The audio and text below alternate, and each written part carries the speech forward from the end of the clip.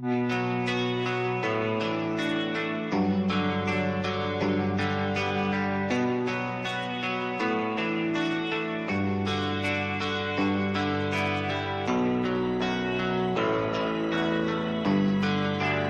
are you feeling? How long have you been here? 3 months, May 17th. And what brought you? That's difficult to answer.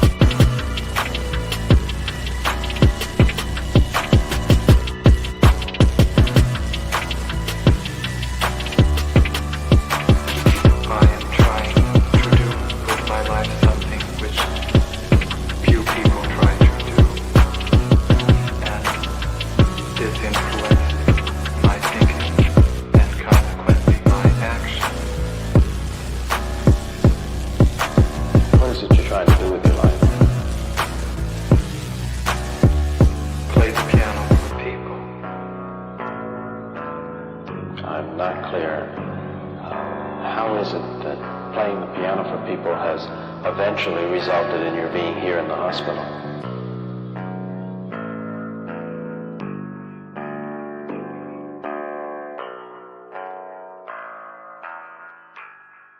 That's difficult to answer.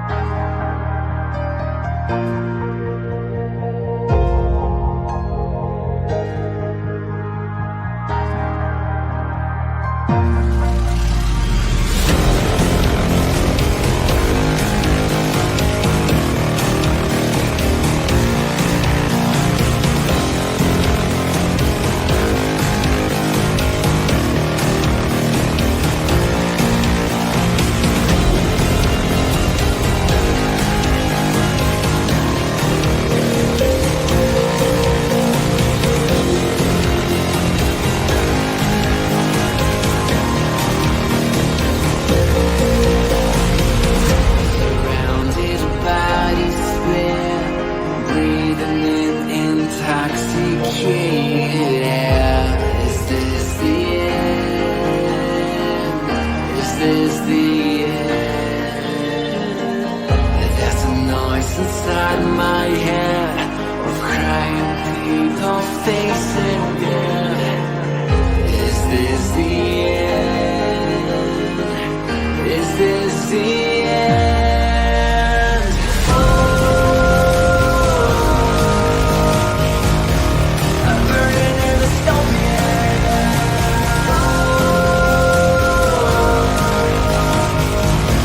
There's no place to hide.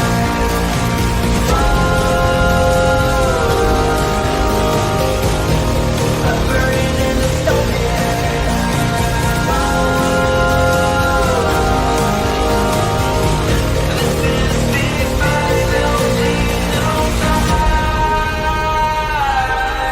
What have we done to the world?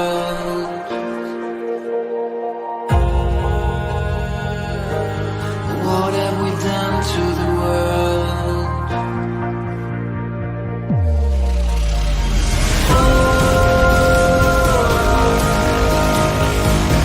I'm burning in the stone.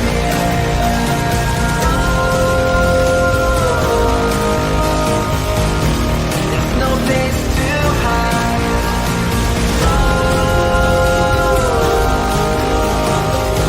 I'm burning in the stone.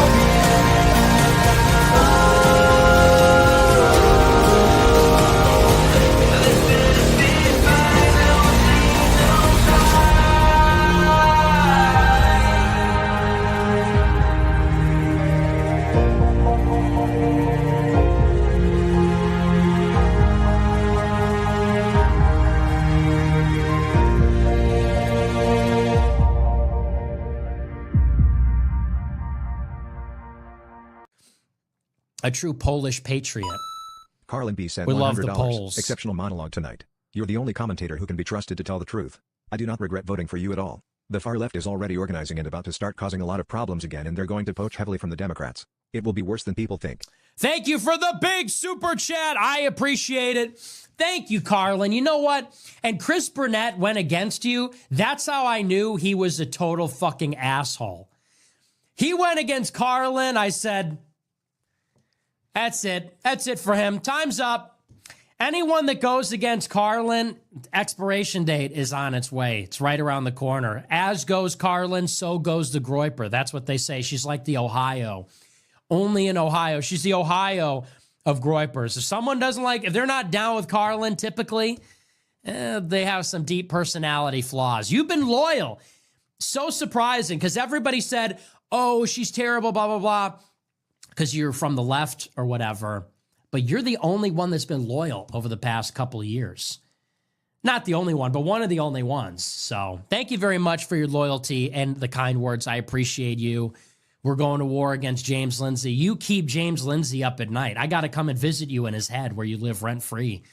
I got to come and visit Karlyn. Knock, knock. We're inside James Lindsay's brain. We're inside Chris Rufo and James Lindsay's brain, where she has taken up a residence there permanently, and she's performing. She's doing shows there.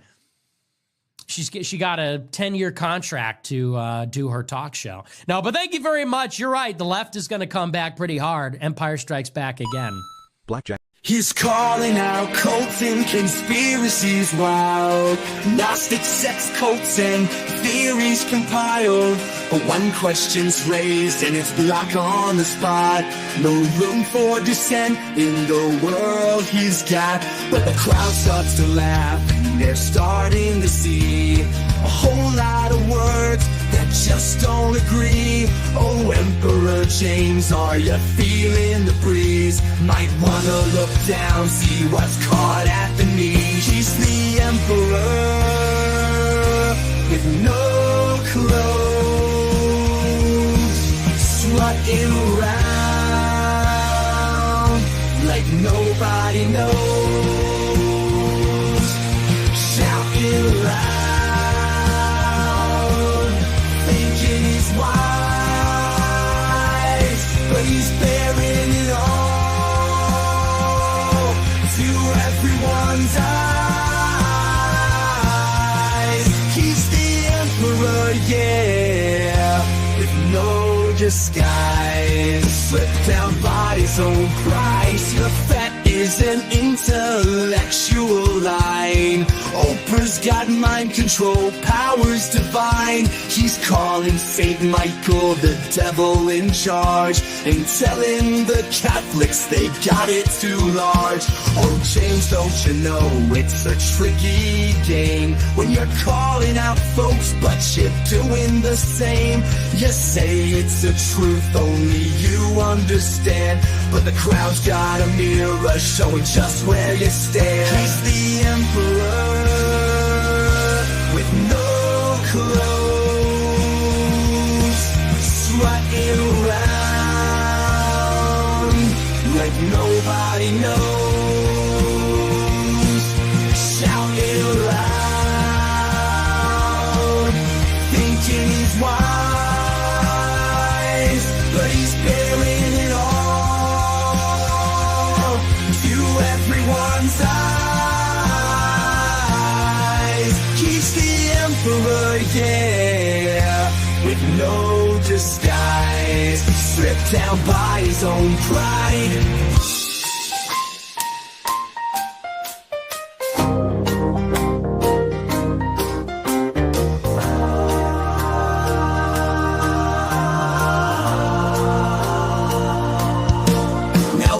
Start to fade and the truth comes around. His theories unravel like threads on the ground. The court starts to giggle, the people all cheer, for the emperor's naked, the truth's finally here. He's the emperor with no clothes, strutting around like nobody knows, shouting loud, thinking he's wise, but he's bearing it all to everyone's eyes. He's the emperor, yeah, with no disguise, stripped down by his own pride. So here's to the lesson, let's give it a toast to emperors walking in nothing but boast. Join Karlyn's cult and open your eyes. She's here to expose James's epic lies.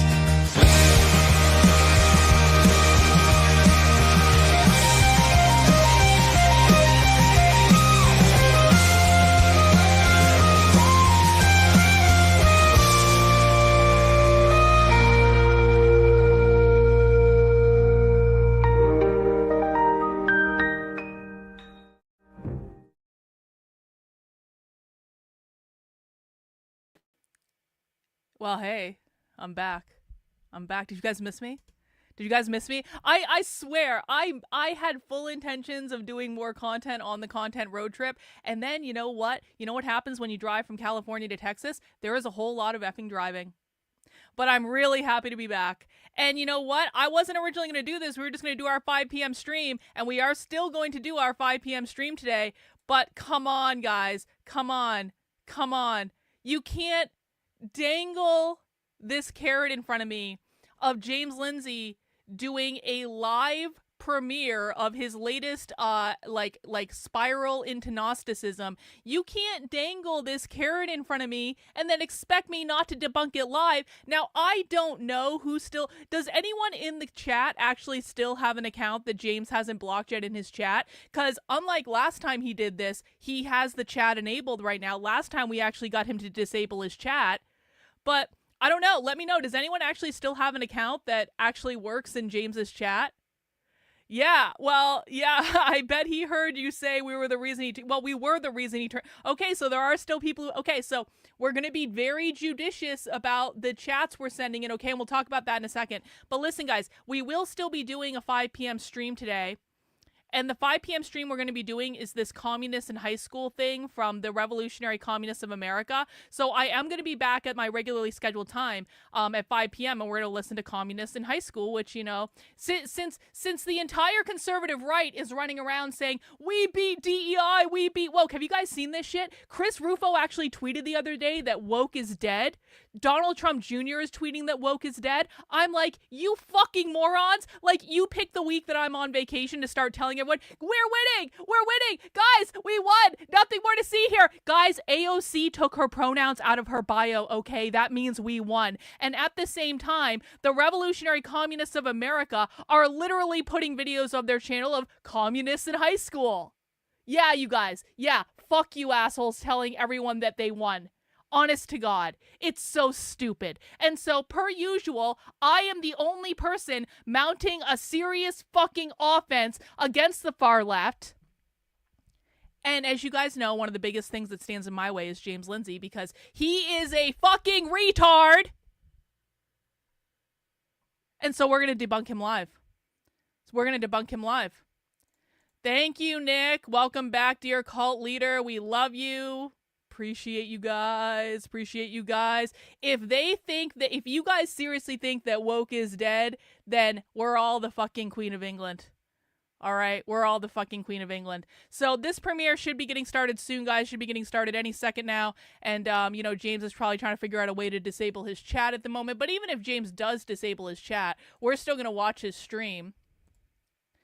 And we're still going to debunk it live. And James can suck every dick. I don't really care. And guys, so the rule is, guys, if you're going to go over to James's chat, I think the premiere has actually started now. Okay. The rule is, we're going to turn the volume down if it will allow me. Okay, so guys, here's the deal. The rule is, if you are going to be in James's chat, then we need to be asking serious questions that are relevant to the things that he's saying. Now, obviously, this is a premiere of a speech James gave, so he is not going to be answering your questions. The point is to have the questions show up in the chat. We are not going to behave like unhinged retards. We will ask questions that are relevant to what he's saying. We will not fight with people in James's chat. Ignore everyone in James's chat. I will be queuing you on this stream with the questions that I would like asked, but I don't want insults. I don't want shitposting. We need to maintain the intellectual high road, okay? We know more than them. We are better at this than them. They fucking know it. James knows I am a better teacher than he is, and this is how we prove it. We show up and we ask intellectual questions that are relevant to the things that he is saying. We do not argue. We do not insult. Even when they insult us, even when they insult me, you do not respond to them. Our goal is to listen to what James is saying, to understand what unhinged lunacy he is teaching people, and then to make sure that we are asking questions in the chat that everyone can see. We're not talking to James right now. We are talking to everyone that is watching James's chat. And we need to represent ourselves well. And remember, when you are over there and you come from my community, you are representing me. And James makes enough character attacks on me that we don't want to give him anything real. We maintain the intellectual high road at all times, okay? And if you do anything, I don't want to hear any screaming about the Jews. I don't want to hear anything that's not relevant to what he's saying. I will tell you what to say as we get into this, but please represent me well. And anyone who doesn't follow my instructions, I adamantly disavow.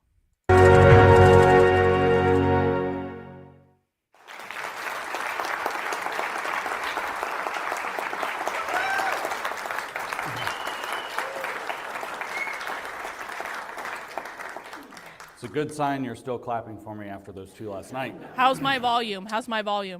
So welcome to lecture we number missed 3, his second lecture, by the way. I haven't watched it yet, but I don't think 2.5 that'll really matter, because to be I'm honest. super creative. I really wanted to force the 1.0, 2.0, 3.0 model that I'm barely even talking about. So I was like, well, what do I do with Western Marxism? Well, that's 2.5. It's also in Western this Marxism. 20th century time period. There are a lot of things that happened in the West, but the primary difference between what happened in the East, that being Russia and China, or Soviet Union and China, and their satellites. Hi, James. The primary difference we is can see you, James. that they were taking over in the East feudal societies and peasants who they could basically boss around, particularly at the end of the barrel of a gun, because they just weren't ready for what was coming to them, and they were promised bread and land or grain and land and a more equal society. And Look at this mug that Victor got me while I was away. The peasants actually How cool is this? facilitated It's got a both rope as a revolts, handle. rather tremendously. But in the West, they were up against the capitalist culture and machine. Oh, they which were, turned out to be James. strong They were up and against healthy and capitalism. vibrant, You don't at least say, to a pretty James. significant They were up degree. against capitalism? So it wasn't as easy to just Really? boss Westerners around. It wasn't as easy to affect a big military coup. It's almost by, like James knows who rousing the enemy is, and he population to turn refuses to on teach people. their governments. And so it had to develop in the West in a completely different direction, which, as I mentioned last night, is a subversive direction. So where you have this kind of top-down force going on in Eastern Marxism or industrial Marxism. Over here in Western Marxism, you have a very kind of infiltrating, subversive, frankly, whining, bitching, and complaining at the bottom sort of thing, which is a different mode in a different line of thinking. Guys, please make So sure this- you've mounted the I like don't button know that for this me. represents I need a to gigantic bring my amount YouTube of channel the back up to evolution speed, of so everyone communist mount the thought, like button. particularly, but it sets It's only up the 25 stage for the likes. next leap, Come which on. is why I didn't want to make this be a 3.0, moving on into a different one, because Western Marxism until very recently didn't work. It was very effective at taking over universities. It was very effective at disaffecting youth, but it didn't succeed in producing a revolution. They attempted this in 1968 and it didn't work. The famous in France, the May 1968 riots. There were riots all over in 68 and 69 in the US that were fed by this. Guys, and if you it don't didn't- have an it account that didn't works take. in That James's method chat, wasn't now's going a good work time to here. make a new And, account. really, this is kind of this long Make sure you're unfolding subscribed story so you can. of frustrated Marxists. We could give it a million names, but there's a lot of things going on, so it gets really complicated. Bot has got 100 I'm going accounts. to If just you all kind of don't call have it 100 Western accounts, Marxism then for the you're moment, not. and that includes a living lot up of to different things. expectation. Cultural Marxism, which is a no-no word. We're not allowed to say that. I'm now engaging in conspiracy theories, which we heard last night is Mao's bad element category. Critical Marxism, which a lot of people don't even use that term. They use the words critical theory, which hides the fact that it's actually critical Marxism, but I actually got it from I mean, a you can just give it a Marxist thumbs down. that calling it critical Marxism is more accurate, and that's in a book, not somebody I was just talking to.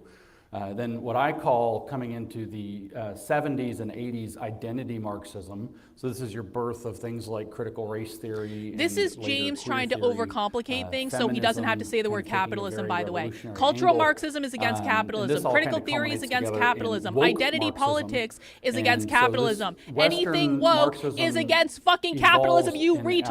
our context It's into all what I about refer to capitalism. more generally as American And when you Maoism, figure this or out, you will sometimes understand the Maoism left. with American Every characteristics. American So this is American part of the Maoism reason isn't even why I wish fucking that we real. had time James to do made a that full up. lecture on Mao, because Not Mao even real. becomes Real the communists in pivotal America character with the don't toolkit that like has to get Mao. imported to make it work. So in other words, that Eastern Marxism fails and fails and fails and fails in its industrial Most form, real becomes communists this in kind of America are brainwashing Leninists. personal Leninists do conversion not like model under Stalin Mao. because they And believe those Stalin techniques fucked get everything imported up. to make Mao the is in the critical tradition theory of side, Stalin. which wasn't doing anything successfully. There is no such make thing it as work, American Marxism. in the popular front. So And we have communists this on is videos going to saying be this, by the much way. more kind of that It's not me Gnostic making this vibe, up. that we know Gnostic! the real secret of society and you don't. Then It's all even the Gnosticism. vanguard We're of not the even East 5 side. minutes into the vanguard was very video and we are explicit. already have in the advanced Gnostic theory, we know more than utopia. you. These guys are basically, you don't really understand the society you live in, and sowing, like I said, that subversive element. But it existed, Western Marxism, like Eastern Marxism, existed to solve the problem that they determined that Marx was wrong. These, in our model of the evolution of communism, This is so are evolutionary stupid pressures already. put on Marxist theory in order to advance through the 20th The only century. people who Now, believe in a this completely bullshit are people different who've never context, actually listened this to real Western communists. I'm capitalist sorry. context instead of the Eastern feudal context.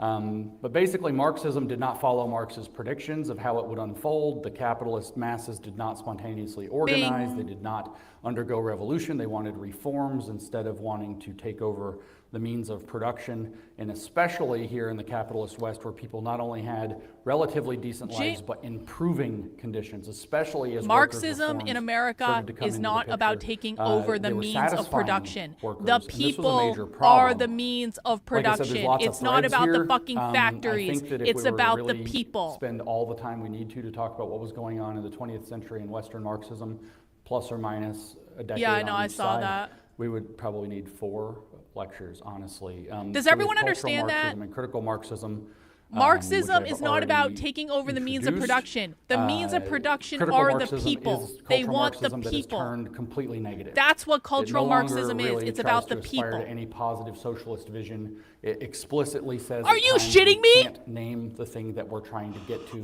but we know it's qualitatively different than what we have. So we're just Are gonna you be very fucking critical shitting me? Of everything. Oh my But God, then oh my God, there's oh my God. feminism. Feminism was. Oh my fucking God. Okay, I'm sorry. I have to turn. James just said that communists in America don't know what they're trying to achieve. One in the chat if communists in America know exactly what they're trying to achieve. Two in the chat if James is correct and they have no fucking idea. Because that's utter, I'm sorry. Like, I'll let people vote. You can vote for whichever way you want. But that one line, and we're going to go back and clip this later, that is fucking shocking. And that shows us that James has never actually listen to real communists in America. Real communists in America know exactly what they are trying to achieve. That is the most retarded thing I've ever heard in my life, and it should be instantly fucking disqualifying for anyone that actually cares about beating the left. That James is like, guys, they really just don't know. No, they do know. They say it all the fucking time. The French weren't really interested in it. The rest of Europe wasn't interested in it. But by God, British and American feminists were interested in it because it allowed them to deconstruct This is my gender, first which day they were back. so desperate to do. Unfucking-believable. And I so the take a feminists, vacation that's and not this even is what we come controversial. up with. Feminists get mad if you ever blame them for anything because, of course, James like just all doesn't like Marxists, they're never feminists, by the way. wrong. Feminists are insufferable cunts, but the reason they don't James is even saying this is deny that he having doesn't like imported, feminists because feminists don't take his shit. postmodernism into the, primarily into the English departments of Ivy League universities, particularly Yale. Yale University basically imported postmodernism. That's not true, James. Columbia imported postmodernism. You're so full of shit. Guys, why are communists making all these fucking videos if they have no idea what they want?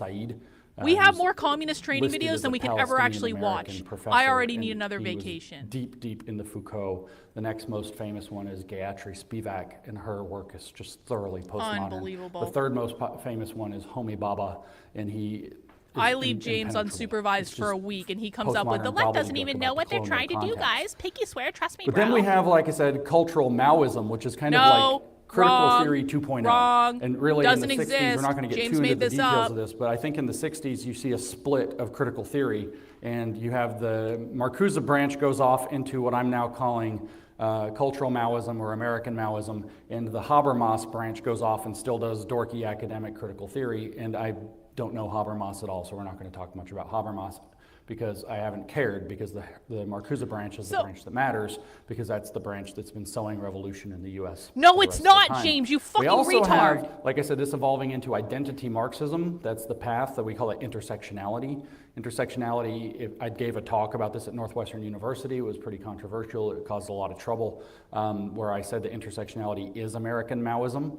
And That's that, of course, wrong. has evolved when they finally adopted the moniker in the 2010s of woke, which I just think is woke Marxism, which technically has a real name. Marxism is not the same as Maoism when it's practiced by actual activists. Constructivist epistemology. Most Marxists in America are Leninists. There's a million threads here. Not And then I skipped Stalinists. this tangent Mao that we're actually is going to start with in a Stalin. minute, which is Fabianism. And Fabianism is British socialism or English socialism, which Orwell famously called ingsoc. It's kind of present. This is if you want to already, see we're it like in 5 minutes George into Orwell. this, and I mean, it's this already is his major vision for them taking retardia. power. It's like But next also there's level some pretty retardia, James. interesting H.G. Wells versus Lenin things you can read, where they were basically fighting about whether the British method of socialism or the Soviet method of socialism is better. Basically, what this works out to be in the Western Marxist content is a road to soft totalitarianism. It's not the hard totalitarianism we saw in the East, but it doesn't start off as totalitarian because it doesn't have any power. But the goal is to seize the means of cultural production out from under a society. That means the people, And then not the as factories, gain you power to retard. that, make it Cultural more and more production and more that you have to means agree the with them, or else you're on people. the outs with society. In other words, they're going to criticize the existing hegemony of society, the existing values and norms, and then try to take control of the values and norms and make everybody play to their rules, which is why we're supposed to all affirm transgender now, No, for example. wrong, Just completely very, wrong. As a very pointed surface. It's They don't also care why about we're all trans, they supposed care to say about Black queer. Lives Matter and do all Completely these other wrong. humiliating things that they tried to make us Guys, do. But please this make is sure you've soft mounted the like button totalitarianism. for me. You're I not need going to to find restart my Mao. YouTube This is channel one again. of the Yes, exactly. criticisms You're I not get. gonna This is find Mao, Marxism you or idiot. Maoism. Who's Mao for the Exactly. West? No. This is. You're not made going to feel find Mao. Like, and I say that because very they're not deliberately, made to Maoists. feel like it's bottom up and inside out, not top down. But James, the Maos are a network it's American of Maoism. nonprofits Also, and James, corporate don't leaders worry, and guys, you're not government going to leaders find who are Mao. feeding this What the fuck? into the bottom to make it feel like a bottom-up movement. It is a bottom-up It's very movement. subversive. Instead of focusing on forcing the production of the new man, basically what you're going to do and the people is are like, James is going to agitate save us people into all. disbelieving in This the is old the man. problem, is So people then they're gonna believe be in this a shit. state of what's And called they don't enemy. know. They They don't don't know who know. they are. They're lost. Because this is who They're they've been told confused to about trust. their identity, and they start searching for a new one that you've It's ready not their made and fault. It's provided for his them. fault. And you do this through presenting That's new why we don't values, argue with which people are in the gonna be chat. those It's not their fault. transformational values, while subverting the old values. As a matter of Exactly. fact, the new values are going to be True. twisted versions of the old values. We're going to take the idea of liberty and transform it into liberation. We're going to take the That's idea not what of that freedom means. and make it freedom from responsibility. No. You get Freedom you from get the gist. You're gonna capitalism, get the idea of James. caring Freedom for, from the responsibility. underdog, Oh my which God. is a kind of general Christian principle, and make it hold up the oppressed, or lift up the oppressed, or rescue the oppressed. Guys, we're being judicious about our chat. And these guys take chat. I Marx's don't want idea everyone very to lose their seriously, though, accounts that on everything James's starts chat. with criticism. In fact, Marx was famous for saying that his model was the ruthless criticism of all that exists. And he based that off of a line from the mouth of Satan, Mephistopheles, Oh my in God. Goethe's version of Faust, where Marx Marx based his ideas ideas off of play, Satan. which Goethe wrote, that Bruh. all that exists deserves to perish. That So means everything in the world is capitalism. rotten, everything deserves to fall That away, means the everything entire needs to be world is built destroyed. on capitalism, And you so this is- retard. That was Marx's muse, by That the way. means the It was entire fucking world is built on Mephistopheles in capital. Goethe's It's not version about of Faust. Satan. So if you want to read Faust, I think it's really an interesting story. It's extraordinarily long. I went to read Faust a couple of years ago, and I think I need put on alcohol. Twitter, I'm gonna I read drank way too Faust. much on this It's road about trip, and time. yet I There's need to be Marx's drunk muse. already. Oh my God, it's 780 pages long. So, like, I don't have time for this. But like I said, we're going to start with a tangent. There are all these threads. This is going to be a little bit of like jumping around because there's so many threads. But we're going to start with INGSOC. Because you can't put INGSOC together a is the coherent name presentation, of the James. totalitarian government in 1984, and that's what I'm referring to call the Fabian Society. So two-tier Keir Starmer in Britain is a Fabian socialist. The Fabian socialists are not new. In fact, most of the prime This is ministers true. in most of the British Commonwealth throughout almost all of history, Australia, Canada, and so on, have had Fabian ties if they weren't outright Fabians. I think it's true, somebody can fact check, it's either every or almost every prime minister of Australia has been connected to the Fabians. You would know the Fabians probably by their softer name that they frequently use in public, which is the Labour Party, which is a little bit scary when you realize how well they've been doing. Duh. INGSOC, I-N-G-S-O-C, was an abbreviation, a creative abbreviation for English socialism. And changing the E to an I think, is really clever because it has that idea like they're just barely hiding themselves. This is exactly the same English socialism that Engels criticized as not being able to get its act together. But their goal Right. was very different. It was actually to very slowly infiltrate and subvert. This is when this model, I was going to tell you something I haven't told you yet. This is when George Bernard Shaw said, that's later. I've been reading my notes that you haven't read yet. He can't do a They were coherent going to presentation infiltrate and save take his over life. from within, which should feel very familiar. You hear Klaus Schwab say, penetrate the cabinets. Well, that's a very English socialism method. Although that does have roots back to Lenin. Lenin said the best way to control the opposition Judy, is to I control it fucked yourself, up my entire or to shawl, and become now the I need to rip it out and start it the from inside. scratch So because this I made a infiltration mistake at the conspiracy beginning. thing, pretending to be your enemy. very There's an old upsetting. saying, it's on Beautiful Trouble, their activist website, dress like a Republican so you can speak like an anarchist. And they do Beautiful this a Trouble lot. is not their And I activist would website, it's a recommend to you book. that you consider that our side fighting back against this is much more infiltrated than you probably realize. There are probably a lot of actors who are dressing like Republicans so they can speak in ways Yeah, that you're one of them, bring James. agitprop to our class, if you will, our political class. So what was Orwell writing in 1984? Orwell was most likely, nowhere does he ever explicitly say this. There are strong hints in his Road to Wigan Pier, but he nowhere explicitly said that this is what he was doing. But the best guess of what 1984 represents is characterizing the Fabian socialists spending a century to gain the power of Stalin. The Fabian Society was founded in 1884.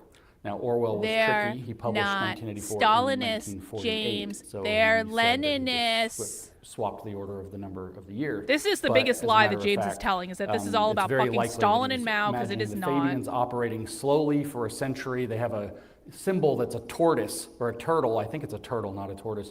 And it says underneath it, when I strike hard. So you slowly infiltrate, and then all of a sudden it's like it came out of nowhere all at once everywhere. The British now are that's all what the asking long in march the through UK, the institutions how is. did this happen so fast? It didn't. It's like it didn't. It happened over 100 years, and they didn't tell you until they thought they had enough power with these last couple of recent big wins to reveal themselves. So when I strike hard. So they hide themselves and then hit as hard as they can all at once. But like I said, this is the model of incrementalist socialism. It's basically the long march through the institutions, British style, as opposed to Marxist style. And because of this difference, and we're focusing on communism and Marxism in particular, that's why this is a kind of tangent. Their goals are political, cultural, and corporate capture from within. Those are their main agendas. Infiltrate the boards, infiltrate the committees, infiltrate the governments. True. They use education as much as they can as a route. True. So the most famous educational institution they founded is called the London School of Economics. That's true. If you go there, there's a gigantic globe outside on the campus that is upside down. That So is turn the true. world upside down is the imagery. The big players, the big characters, there are more, but I'm going to name George Bernard Shaw, Sidney and Beatrice Webb, and Annie Besant, but there were Guys, lots everyone more. just This hold isn't a back with big your accounts for right Fabian now. We don't want to lecture, give and I'm James any actually not reason to qualified like give a block deep us, Fabian lecture. because we're There going to are have a people in the grand room who finale. are, so I'm not going to embarrass myself that way. That's the most important There's thing. a symbol that they have also at the London School of Economics, which by absolutely dumb luck, the whole team here and I had the good luck to see with our own eyes last, I guess, October. We walked over to the London School of Economics. Mike, who's doing the sound and speaking, the voice in the back, has had this vision of seeing the Fabian window, which is a stained glass window that they had made of themselves for years and years. It's in the George Bernard Shaw Library at the London School of Economics. They don't let people in for whatever That's set of okay, reason. Keno. So we show up, we're all dressed up, and it turns out that there was a funeral in the room. So we're dressed up and we say, can we go up to the George Bernard Shaw Library? And they say, are you on the list? And we say, what list? And the guy doesn't, being very British, doesn't want to say we can't go to the funeral. So he says, oh, just put your names on the list and go on up. So we put our names on the list. We went on up, we crash a funeral, we see the Fabian window.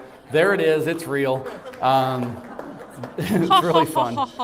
So we actually did see it, but the idea is it shows George very glad Bernard that, Shaw and I think James saw a Sidney stained Webb glass window. with That's hammers highly relevant. and an anvil between them, and on the anvil is the earth heated to red hot, and they're beating it, while the other Fabians are working the bellows, which would be similar to the British version of Lenin's agitprop, to heat the world up, smash it to bits, and it says across the top, remold it nearer thine heart's desire. So Yeah. they heat the world up, which I think we're experiencing right now. Look at Britain under Ingsoc now. Look at the heat, and then they're going to smash it to pieces, and then they're going to put it back together the way they want. In other words, they have predetermined solutions for the crises that they're stimulating, and it's Yes, James, actually, it's all the there's a stained same. glass window, Congratulations. commemorating that that's their vision. Except that James still doesn't It understand turns what out their that George vision Bernard is. Shaw, his play My Fair Lady was originally titled Pygmalion. We talked about the Pygmalion myth last night. Turns out that's exactly the same thing. You're going to see if we can take a street rat and convince people she is what she isn't. And it's actually and if she is, then she gets to, basically the gentlemen win the bet, and maybe she gets to pretend she's a noble for the rest of her life. Now, these guys at the Fabians rejected violent revolution, so they're not Marxist. They're still communist. Actually, you'll hear George Bernard Shaw in a second say that he's a flaming hot communist. But they did not like the idea of violent revolution. This is all subversive, which is why it fits into this besides being Western. So this is a difference of methods, but not beliefs. As far as the underlying religious beliefs of transforming They the world, all we just want heard violent the Fabian revolution window now. actually portrays That's that. changed. And imagine making a stained glass window, which is kind of, we associate this with churches. it's got to be Gnostic, commemorate guys. It's that a that's stained your glass view of the window. world. On that window, by the way, I think I have it in here somewhere else, but I want to just point out they have their coat of arms. The coat of arms for the Fabian Society is literally a wolf in sheep's clothing. Duh. It is literally By the that. way, You can Deb look it up Philman used to yourself, run whatever around you with want. It is Fabian socialists literally, because she like, didn't go to your understand they were search engine, fucking type in socialists coat because of they were arms like Fabians, because there was this and you're gonna Fabian see a wolf in socialist that sheep's called clothing himself a on a shield. libertarian that Deb used to be friends with, So and this Deb is was the on his difference in channel, methods, and I was like I like, said, Deb, but he's a not of fucking beliefs. socialist. Here's Like, George no, they're Bernard not, Shaw Karlyn. You don't know what they're saying talking about. And now exactly that. He James says, is until you saying, have yeah, socialism, Deb, you will never Fabians have are state socialists. solidity, Duh. because as we know, if you have private property, you will immediately split your stake. So there it is, Exactly. against private property. He said you'll get the class conflict, the class struggle, the confrontation of interests between the proprietors and between the proletariat. Knows and what this therefore is about. you have something He's that saying is crumbling, it that is divided explicitly against itself. right now. And then he This is added, about as a private red property hot ownership. communist, I am in favor of fascism. The only drawback Oh to my Sir Oswald God. Mosley's movement is that it's not quite British enough. Oh my! This I is really James trying encourage to you say to that look all up some neo-Nazis are fascists. videos of the things George Or not all Bernard- neo-Nazis, Bernard like all, Shaw excuse me, said, so you can hear I it said in that his wrong. That all squeaky little dissident oily, right-wingers are smiling like voice. neo-Nazis and all fascists are communists or something Turns out like this that. Oswald Mosley was a British aristocrat who was a socialist and funded a lot of socialist activities and got pissed off that it wasn't going fast enough, it wasn't working, so he became a fascist in the early 1930s. And so what's INGSOC? What is English socialism? It's communism with British intelligence characteristics is what it really what it is. And it operates through infiltration to set up a liberal conservative dialectic in the cabinets. In other words, a uniparty. We call them rhinos. Or we used to. We call them NatCon now. That's a very controversial statement. But it's Klaus Schwab's penetrate the cabinets method, which is, like I said, has links to so Lenin, he said that rhinos are nationalists. He just said that nationalists are rhinos. So here's the oh my God, sickly James. kindliness. And I really, really Has no hope you'll fucking look clue. this video He just up. You can basically watch called this. We'll Nick definitely Fuentes have a to rhino. throw this in when we put this together. Of George Bernard Shaw actually saying a very sickly, kindly, very communist thing. NatCon, he's referring and to it's the really great in his Groypers, oily little essentially. voice. So you'll get what you need That's to what he search to calls find them. it. It's very easy to find. I don't want to punish anybody, but there are an extraordinary number of people whom I want to kill. Not in any unkind or personal spirit, but it must be evident to all of you. You must all know half a dozen people at least who are no use in this world. I Who know are more several trouble than dozen they are people at worth. least that are no use in this world. I think it would be a good thing to make everybody come before a properly appointed board, just as he might come before the income tax commissioners, and say every 5 years or every 7 years, just put him there and say, sir or madam, now will you be kind enough to justify your existence? If you can't justify your existence, Oh yeah, I heard about if it. you're not pulling yeah. your weight in the social vote, if you're not producing as much as you consume, or perhaps a little more, then clearly we cannot use the big organization of our society for the purpose of keeping you alive, because your life does not benefit us. And it This can't is be not very what much communists in use the United States believe, guys. It's really not. They're So not you going to go out thought and like kill My Fair people Lady that was can't cute. justify themselves. It's not cute. This dude's a demon. He's a Kindly, demon. He's literally gentle. a demon. I don't want to hurt anybody. And he does talk where he talks about killing everybody or whatever that's of no use. Oh, we'll just put them in a nice chamber with nice gas that puts them to sleep and they just never wake up. No pain, no punishment. But you have to Real justify your communists in existence America before don't an Obama actually death talk panel like every that. 5 to 7 I've never years, heard them apparently. say that. You might not like to hear that, but that's He the also truth. was a big fan, like I said, of the fascism. So he's really just a kindly, gentle, It is more dark, but saccharine we've never heard real Stalin. communists say that. This George Bernard Shaw. This is why I think Orwell had that fantasy of INGSOC, English socialism, gaining the power of Stalin and characterize it as Big Brother. So here's another This George is like Bernard one of those Shaw things quote. where you can go back Hitler and find is a very historical- remarkable Here man, we go. a very able man. What Hitler should have He's done, trying to say so that the this dissident English, right are all kindly, communists. gentle, This is he what he's should trying have to done say. was not to drive the Jews out. What he ought to have said was, I will tolerate the Jews to any extent on condition that no Jew marries a Jewess, on condition that he marries a German. So you think that this guy might be a eugenicist. He was, big time. So it's this weird halfway, as we would say, exoteric on the outside, but also halfway esoteric. He's going to obliterate the Jewish religion, which has matrilineal lineage, by making sure that no Jewish male marries a Jewish woman. They all have to marry Germans. So you're going to breed the Jews out of Germany, was what he said Hitler should have done. Which means he never really read Mein Kampf, because he has this whole chapter of his race ideology that he got from Helena Blavatsky that says straight up that the mixing of blood actually waters it down, and that's why you can't do it. So he probably didn't read as Hitler, but he's got his kindly British way. He's very polite and very cheerful, and he's always kind of bobbling. He looks like a living bobblehead, actually, with a nice little beard, and he sounds very polite. This is about James being pissed off at the Groypers. That's what this presentation is about, guys. Imagine, not but you about start to real get this life. idea then of there's an opt-in tyranny. Yeah, James's I'll reputation, tolerate my Jews choice. as long as Exactly. they do what Exactly, I say, which Nathan. is actually I an love extremely it, thank tyrannical you. thing. And if you don't want to, well, that's too bad. There's a death panel. Or we'll drive you out, right? So it's opt-in, or your life is going to be terrible, or maybe bluntly ended. Guys, let me.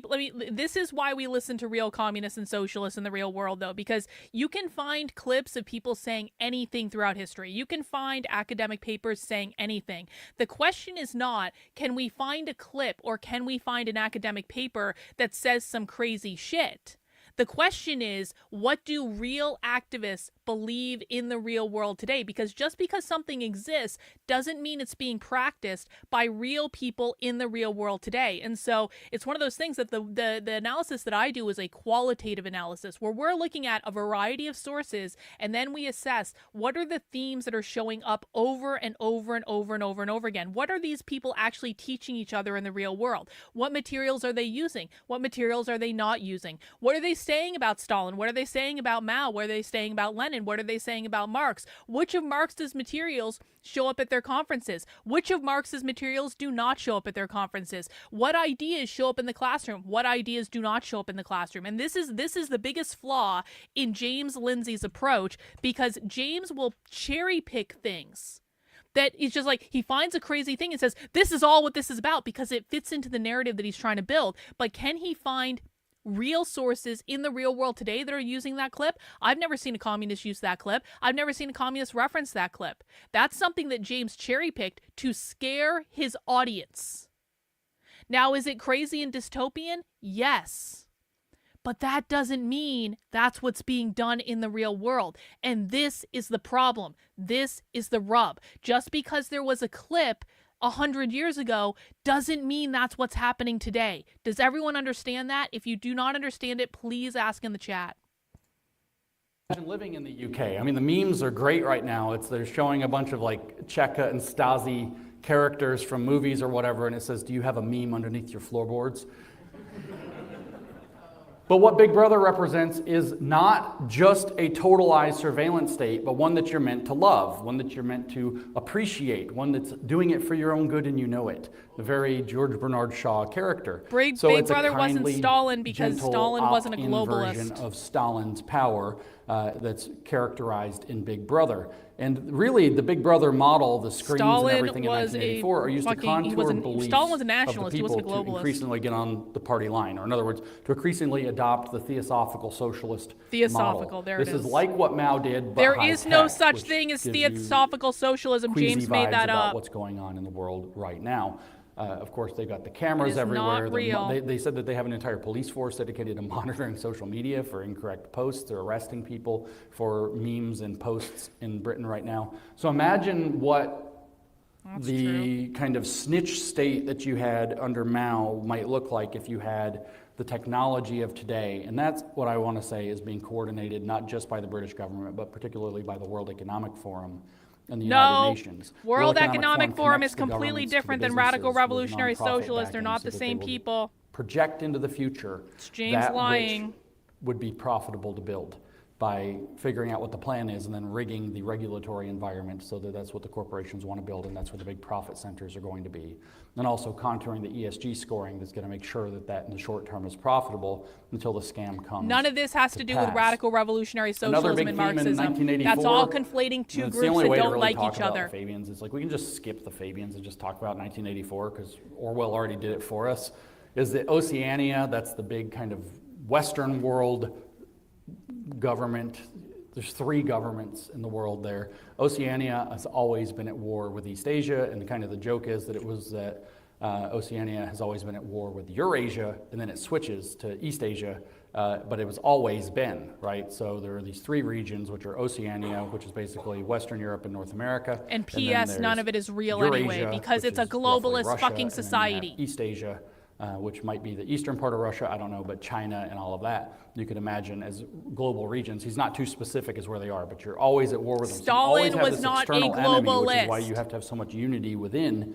And That it was gives you the a problem. focused concentration for your 2 minutes hate, which is partly criticism of the external enemy and the other ways of life in the world that you're at war with, but also self-criticism for how you're not living up to the Big Brother standard, the socialist standard, which is extremely James is doing an Maoist, entire actually, lecture in on its flavor, 1984. which This is Orwell nuts. would not have known what Mao was doing because Mao hadn't even done it yet, writing in 1948 when Mao took power in 1949. But the idea is that we have the same system being implemented in three different regions. So there's a dialectical pseudo-conflict between the regions that motivates the populations to all get in line to fight the so-called external enemy. And the long-term goal is actually that those systems, because they're all the same, eventually could merge when you kind of work out the tension and get the people firmly enough on board that they don't need an external enemy to hate each other, or to hate outside of themselves, I say, so they would unify inside. And so here we could say our Western alliance has always been at war with James basing Eastern his communism. entire perception The of Chinese Western system Marxism today on would be East 1984? Asia, maybe the Russia-Soviet satellites Like, for would be real? Eurasia, and it switches who we're at war Dude with. but then can't you look actually at BRICS, listen to where real those two communists and become real an alliance, socialists, and but you have the Western he'll alliance say it's versus all the based BRICS on alliance, Orwell. And you're like, uh-oh, two systems, same model, what's going on? We're not really going to talk much more about the Fabians because I want to talk about Western Marxism particularly, and these aren't Marxists, but they are communists. But I encourage you, if you're interested, to read Carol Quigley. I will, just admit to you, I have not. I've kind of cursory You looked should at read some it, of but some I don't know what things I'm that he's talking written. about because I didn't I'd actually encourage read you it. to read a book called The Milner-Fabian Conspiracy. Oh my fucking God. If you want to see just how out there it is, and you will see what's happening in the UK is written quite explicitly, I'm told there. I want to also indicate that the Fabians were instrumental in bringing the Frankfurt School of Western Marxism to America, probably with money Receipts? from the big foundations Receipts, like the Rockefellers. please? I don't know the details Receipts? and don't want to accuse things. Does anyone that know are if that's not true? Completely nailed down here, but just to say that they were instrumental in bringing the Frankfurt Receipts? School or the cultural. Do you critical have any Marxists proof of that, here. James? And Receipts? then, No receipts, of They course. were also tied up with Trust me, bro. Pinky with swear, trust Helena me, bro. Blavatsky's Theosophical Society through Annie Besant, who was one of their founding there it members. is. So They're you have the same Theosophists. exact Theosophical religion present, and now it's developing in a British context, in a British way, Trust instead me, of guys, in they're a Marxist Theosophists. way, or this hippy-dippy, silly Robert Mueller UN way. Like I said earlier, the Fabians He's just run pulled Lisa the government Logan's in significant Oprah ways in conspiracy most of theories the into this. That's what he Commonwealth means when he countries. says They Robert have Mueller. infiltrated the conservative parties as well as the left parties. They are heavily infiltrated in American politics as well. I won't name any names right now, but they are on both sides. I won't name any names, so but trust Fabianism me, has bro. been woven into and through everything that we're going to say for the rest of this lecture. I actually have been to and that because can't I grew up really in be Vermont. fully I know exactly ignored. what you're So I'm gonna talking about. I didn't know it was reference communist ASOP though, a lot because I went to it when I do was a this kid. is what I'm talking about. But I I'm know not exactly just what you're making a talking cute about. 1984 reference. So people that see clips on the internet won't know that. You're now my Gnostic disciples. People that see clips on the internet don't All know right, that. so we have to go back in time from where we left No, off we know last a time. lot We were more talking than you about the think we do, 1950s James. and the I'm in James's head 1960s. permanently. Actually, maybe even if we talk till Mao's People death, that see 1976. clips on the internet In don't the know last lecture, and we're James's gonna have to go secret back to knowledge. the Only World War James I knows era, James's here secret to knowledge. talk about Isn't cultural that Marxism, funny? developing We the are critical so Marxism, in his developing fucking eventually head woke that he brings Marxism, us up off which the is a cuff in his own mixture. fucking Woke is, I'm not going to actually presentations. say a lot about woke. It's just a blend of all of the other pieces that Rent-free, we're talking bitch. about. Critical theory or critical Marxism, Maoism, postmodernism. Those people who actually critical listen to real education, communists, they and just don't know what the liberation fuck they're theology, talking about. and That's why American you Mao. should Like, listen all to these me things and are I'll just tell you mixed about together, Gnosticism. And we get this witch's brew that's kind of woke, which is very religious. Then in why its does people nature. send James and his People audience? are People in his mostly- audience in fact, to steal it's my almost clips? not to be glib, but it's almost a charismatic religion. Yeah. It's almost most James's of the people who are brain, woke our feel fucking woke. house, rent free, They don't know forever. what woke is. They don't know woke. They feel woke. Their friends are woke. Their clubs are woke. Everything that they think is good and fun in life is woke.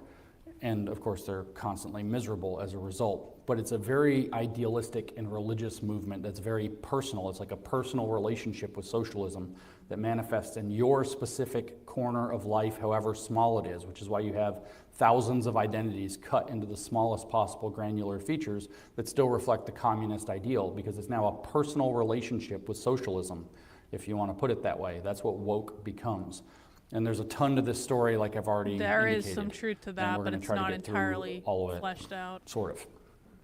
So we had a problem back in World War I, or Marxists had a problem, I should say, outside of Russia. We know what the thing was going on in Russia, but the Marxists in Europe in particular were at a complete loss. During World War I, there were socialists, but there were no Marxists. There was no CPUSA, I should say. CPUSA was founded after the Bolshevik Revolution, so there was none of that in the United States yet. But there were a lot of Marxists in Europe who were trying to figure out what was going on, and it was that Marx's vision isn't working out anywhere. So imagine you've got your religious prophet, and he had this perfect vision for how everything's supposed to go, and you've been banging at it for decades. No, we've been holding back. We're going to do a grand finale, though. And they're very frustrated. The only success story by the end of World War I that you have anywhere in the world for communism is Lenin, which bucks the theory. The theory said that it's supposed to be capitalist society, spontaneously organized, and you have a vanguard party taking over a feudal society. That's wrong. Marx missed something. None of the Western capitalist countries would organize. This is James trying to justify everything as Maoist or Stalinist when it's not. Communists in America are Leninists for the most part, not Stalinists. And to fascism, as a matter of fact, in response to war and the creeping threat of communist expansion. The workers wanted labor reforms, and they didn't want anything but kind of improvements in their lives and the opportunity to build a better life for themselves. I do think he's more Gnostic than society. They didn't want to flip society socialists upside down and lose it. Industrial capitalist societies or economies were increasingly working well. And this is what Lenin and Stalin constantly denounced as opportunism. And they smashed that in the East, but it was too prevalent in the West already to simply come in and smash. It wasn't peasants trying to set up the ability to make businesses and grow their opportunities. It was that those opportunities and businesses already existed. It's a completely different circumstance. So what they're looking at is that communism against Marxist theories only seems to work when you force it on a feudal state through a vanguard party, which won't even work where they are in the West, but they want Marxism because they're religious Marxists, and obviously it's supposed to take over the whole world because it's the scientific truth of reality as they believe it, or it's their religious belief, actually. In other words, they needed the West to somehow reimagine what could be unburdened by what has been. Because they don't reference Maoism. There are Maoists, but they're very, very few and far between. Albanian, Italian. I used to just say he was Italian, but the Italians got upset with me and said, point out that he's Albanian. I was like, okay. He's usually considered the father of cultural Marxism, which we're not allowed to talk about. But there's an obligatory reminder here that Antonio Gramsci was translated into English by Joseph Buttigieg, which is a very unique last name, at Notre Dame in 1970. And so Mayor Secretary Pete is a red diaper baby. There's another character that's less well known than Antonio Gramsci, that's George Lukács, and he's Hungarian. He's actually probably the real father of cultural Marxism. He was much more prolific, which is to say something, and actually not in prison. Being prolific doesn't mean anything. It matters what ideas are being taught today. He was also the deputy commissar of education in the Hungary. Being prolific just means you wrote a lot of shit, guys. That's all. So he had a position of power in a Soviet satellite. And he wrote prolifically from the 1920s until the 1950s. Did he say that? I didn't even hear him say that. By communist standards, he's actually a fairly lucid writer. Gramsci's writings were locked away in a prison and then in a vault in Moscow until the 60s or 70s, and he's a rambler. He is literally just rambling for thousands of pages. And then we have a big character in this cultural to critical Marxism pipeline named Max Horkheimer. We're going to talk about. He was obviously German. Jewish. And, he was not the founder of the Frankfurt School, but was its first truly effective leader.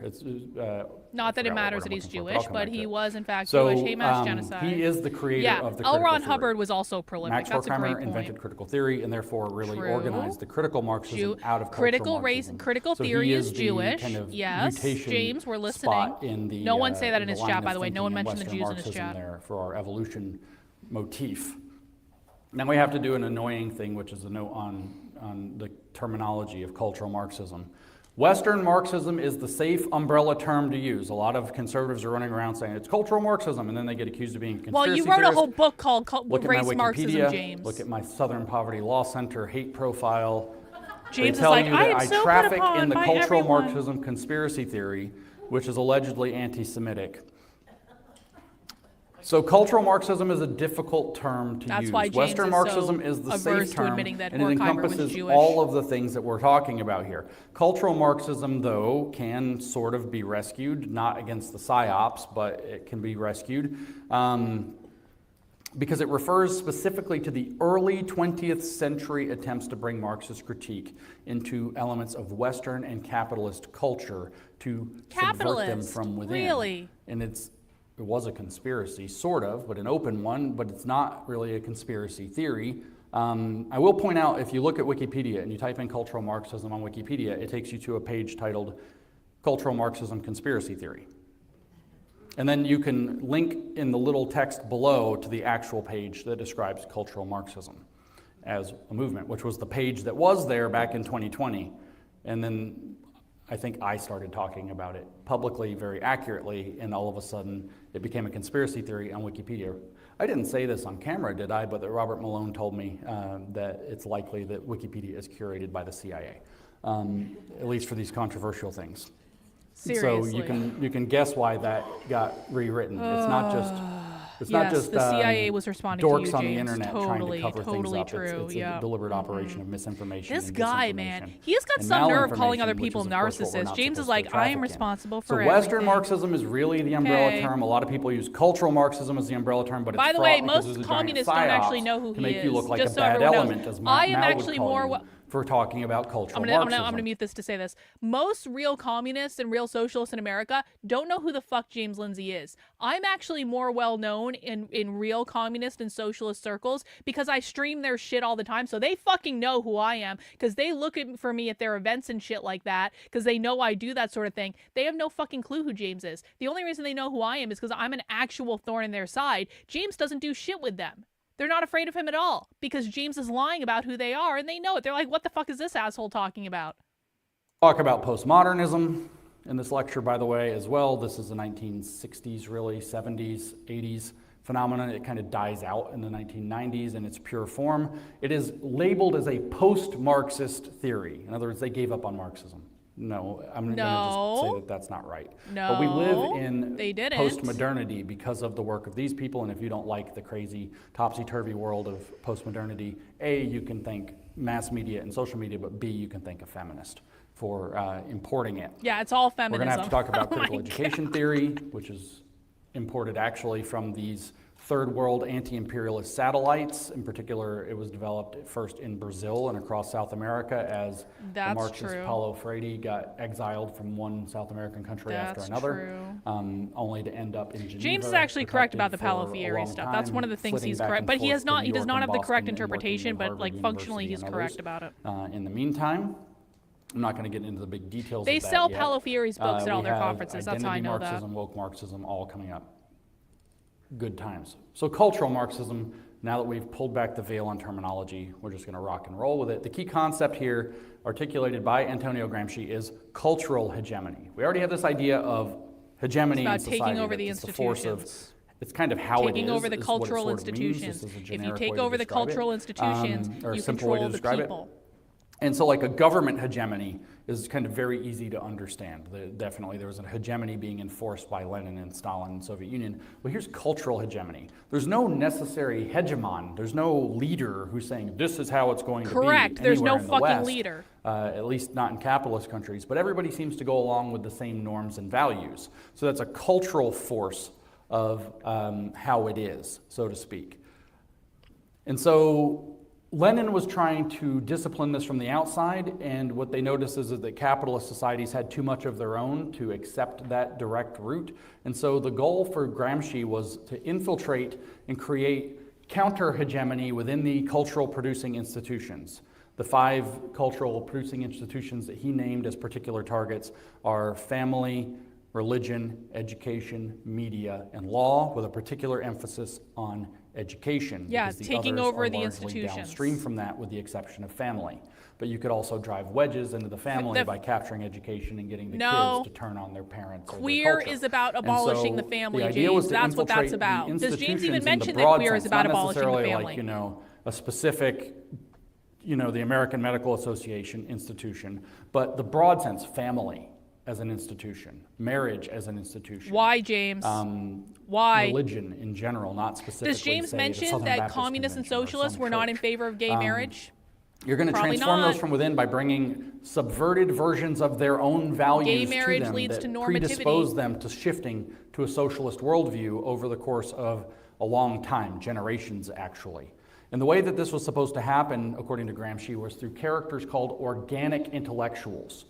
So we're not going to have the vanguard who are the enlightened theorists who are going to be the leaders. We're going to have organic intellectuals. We're basically going to be working class people who live and suffer the tumults of their lives in the working class exploitative environment, but are also being fed enough Marxist theory to become and he never provides evidence.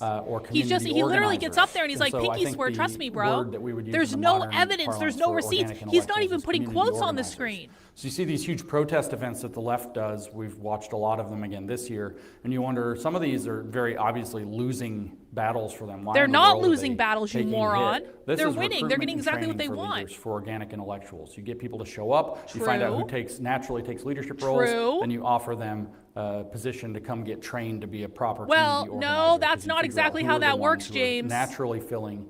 No one gets offered a position. There are no leaders. They just rise to the top. These huge pro-Hamas protests, for example. You say, why in the world are they doing that? They're recruiting.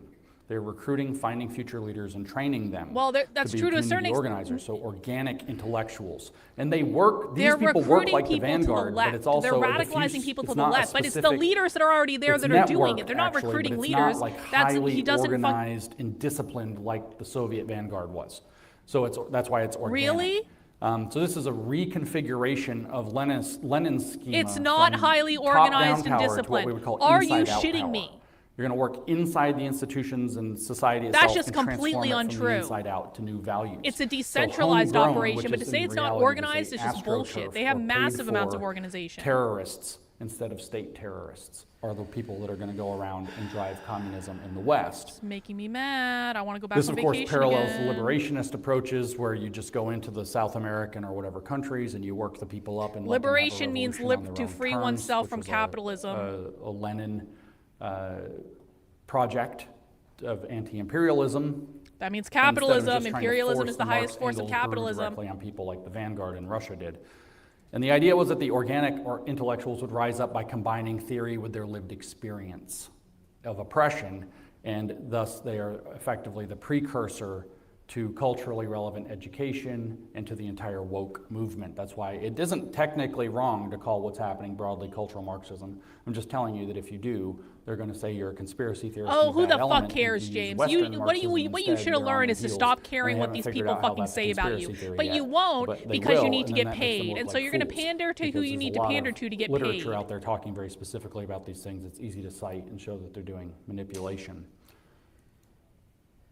So what this really is, though, is that they're trying to figure out an organic way to build what were called the workers' councils, if we say it in English, in the Soviet Union, and to make them an integral part of society, all through society, in their organic contexts that they're going to rise up in, rather than being party functionaries specifically. Now, I didn't tell you the Russian word, and my Russian pronunciation is never good, but the Russian word for workers' councils is Soviet. Yes. And so they're building an organic Soviet within the population to transform. So it's almost like they're Leninists, James. It's almost like they're fucking Leninists.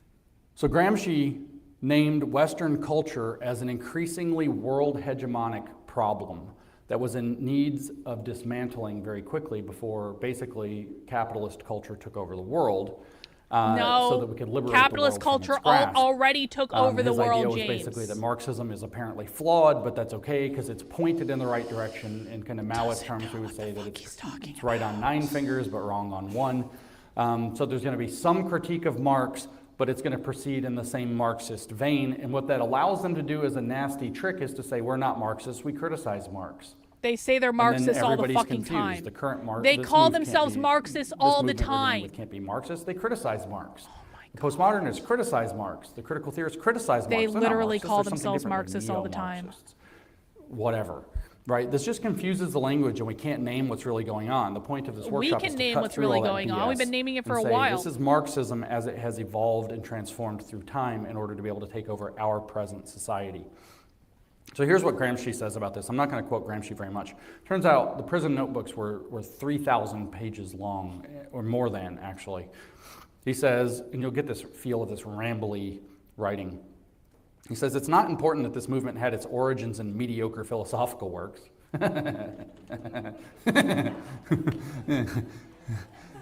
Or at best in works that were not philosophical masterpieces. So there's a little shade for you, Marx. What matters is that a new way of conceiving the world and man is born.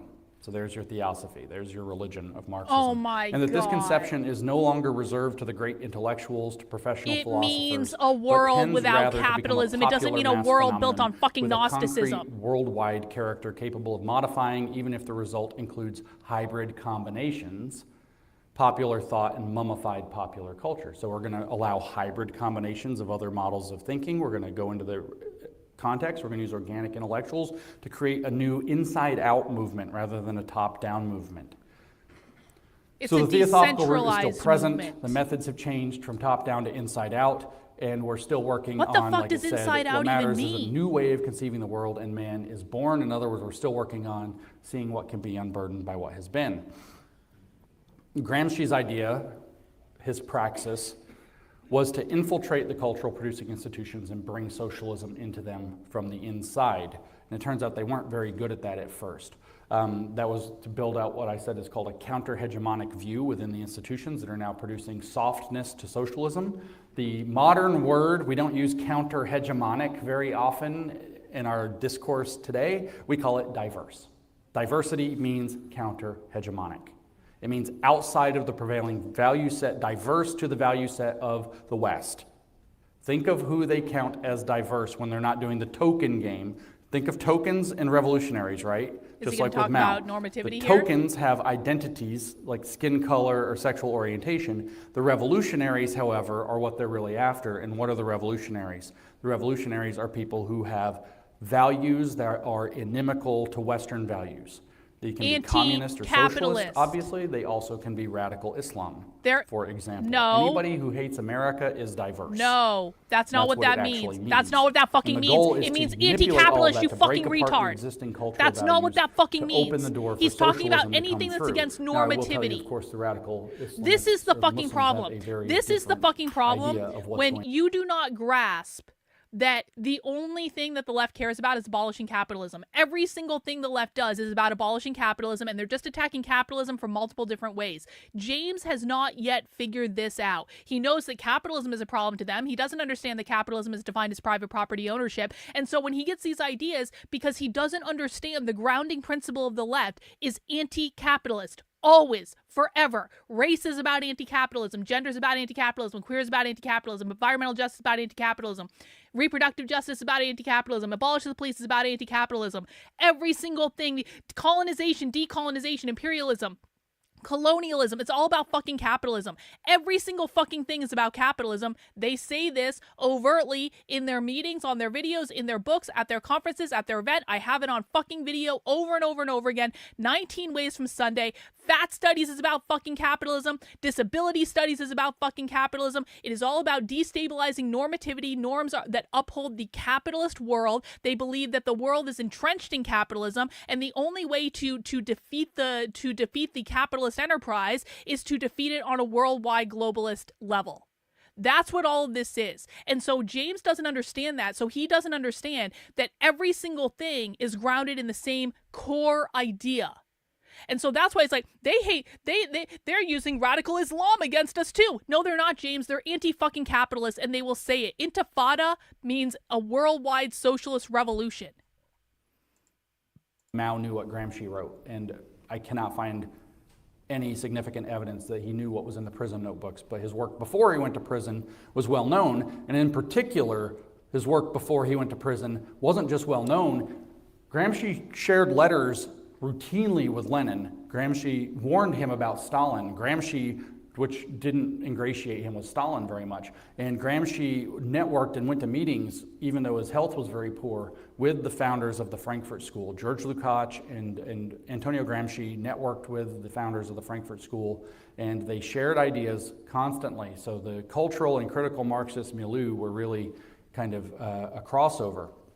But over in Hungary, at the same time, and a little bit after, as you have Antonio Gramsci writing, you have George Lukács. And his most famous work is History and Class Consciousness, which he wrote in 1923. I find that to be a very difficult but very lucid read, although I certainly will not understand it the first 7 times you read it. But the key concepts that we're going to pull out of that are social reification and the educability of class consciousness. Educability is a big fancy word that means you can teach it. So you can teach people to have class consciousness. You don't just go kind of rant at them about Marxist stuff while they have Why shitty would jobs you teach people before about class sworn in conference. consciousness, James? You don't just go rant at them about Marxism while they have shitty jobs and convince them to become Marxists. You can actually teach them to become Marxists. Why? Step by step in a graduated process. Why? Here's a little bit, here's a little bit more, here's a little bit more. But then also social reification, how you can use social pressure to make things become real. Of course, he was doing it as a critique. He was saying the capitalists use social pressure to make false things become real and imbue false consciousness. Don't tell me James doesn't know this is about capitalism. On the society that prevents them from adopting a class consciousness that would allow them to become Exactly. Adopting a class consciousness means adopting a consciousness against capitalism. It's an important concept in our lives today. They try to force you to The agree only with purpose woke of adopting a through what I say class is opt-in consciousness tyranny, is turning 'cause your people life will against suck if you capitalism. don't participate. But woke becomes true when people believe that woke is true. No shit, And bro. so they try to force you to act like woke is true. And if you don't agree that woke is true, that's fine. Keep your mouth shut, or we're going to make your life miserable. We'll get you That's fired. Cancel true. culture is the example of that. We'll hound you. Although We'll get your James engages in kids cancel to stop culture as talking to well, you, whatever it happens against to anyone be. he disagrees We're gonna with. split families up. We're going to make this the most divisive. You can't even be around your awful Splitting families uncle up is who about spouts off anti-capitalism, Fox James. News politics at dinner. Literally. So if we all act like woke is true, then woke is true because it's socially made real. Reification means making real. So when society believes something is real or believes something is true, then it is. That's the idea of reification. So the technical definition is social relations are attached to the object of those relations and considered real parts of them.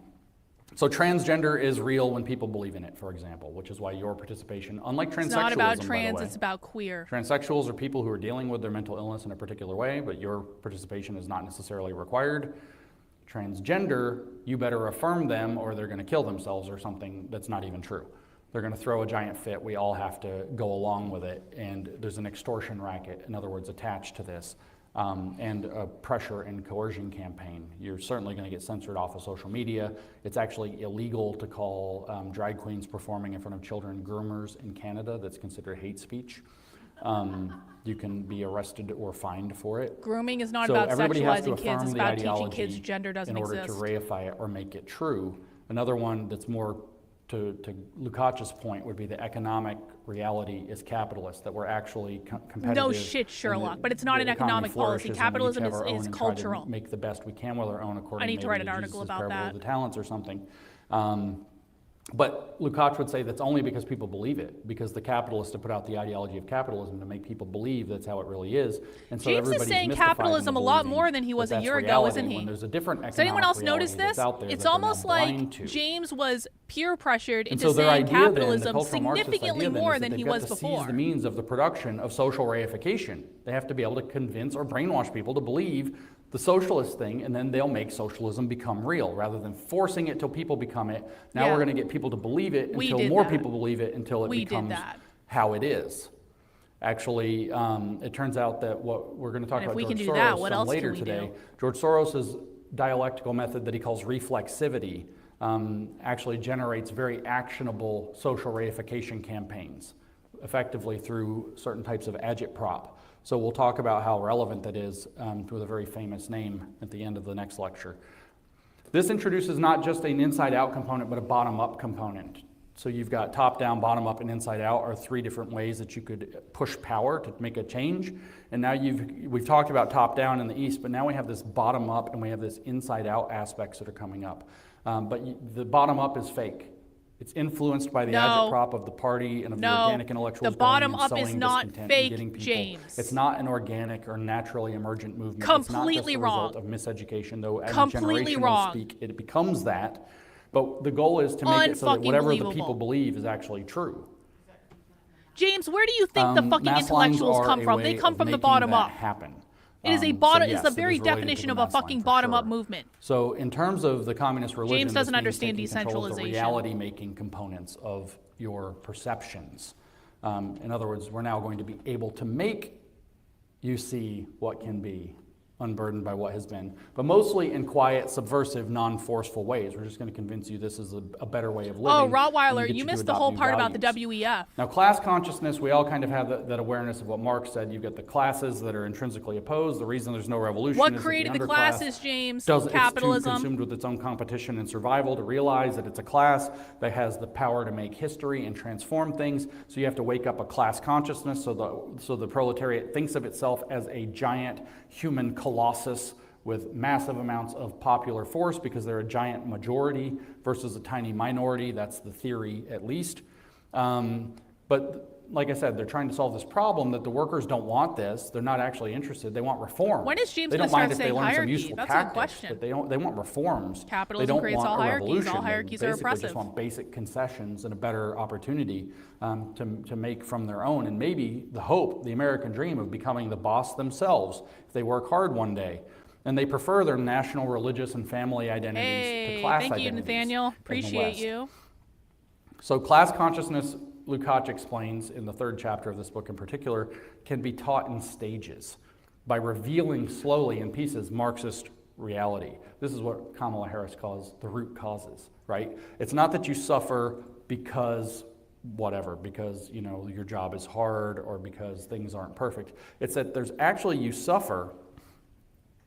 Why is the border open? We'll use Kamala Harris as exactly. There's a root cause. And that root cause is that the North, the West, America has created misery for people all over the world. No, the and all root these cause wars are is raging, borders there's are climate change, so all capitalist. these poor people have to come across the border. The So when root she says we're cause gonna get is to the root borders causes, enforce that's capitalism. coded language. Oh my people who fucking don't know, God. people low information and low engagement will hear that and think, oh, she's going to get to the real bottom of it. We're not just going to put a wall and pretend it solves the capitalism. problem. We're going to Literally. get to the bottom of why this is happening. But her answers for why it's happening are climate change, decades of colonial abuse by That means the West. capitalism. And so we're going to solve the root causes, in other words, by Colonial injecting abuse more is Marxist capitalism. theory. So if anybody's curious about whether Madam Vice President is a communist, She's the answer not. is certainly yes.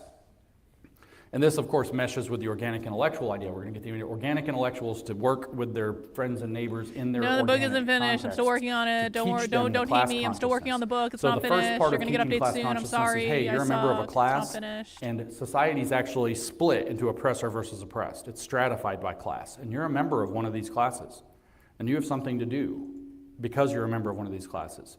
Maybe you're the liberal white women crying on a Zoom video, so you have to atone and use your privilege to transform the world and be an ally. Or maybe you're an oppressed minority, so you need to become an activist and change the world. But you have to first have solidarity with all the other oppressed people. But you're a member of a class, and society is broken into these classes that are intrinsically in conflict. Secondly, you teach people that I've actually kind of given you most of the picture there, but secondly, you teach that you have common cause with your class. All the oppressed people in the world, all oppression is basically manifestations of one oppression. So everybody in the underclass is in the underclass, and you have common cause with them. And if you're in the overclass, the oppressor class, you really should think better and have better values and help the people down below. That means And capitalist. get yourself some virtue signaling points. Third, you don't just have common cause with your class if you're oppressed. You have common cause with your class because you're all James oppressed. does not understand it. You're all at suffering, all. which is how you In can turn the any lever way. on This is the on problem. the oppressor class to get them to care.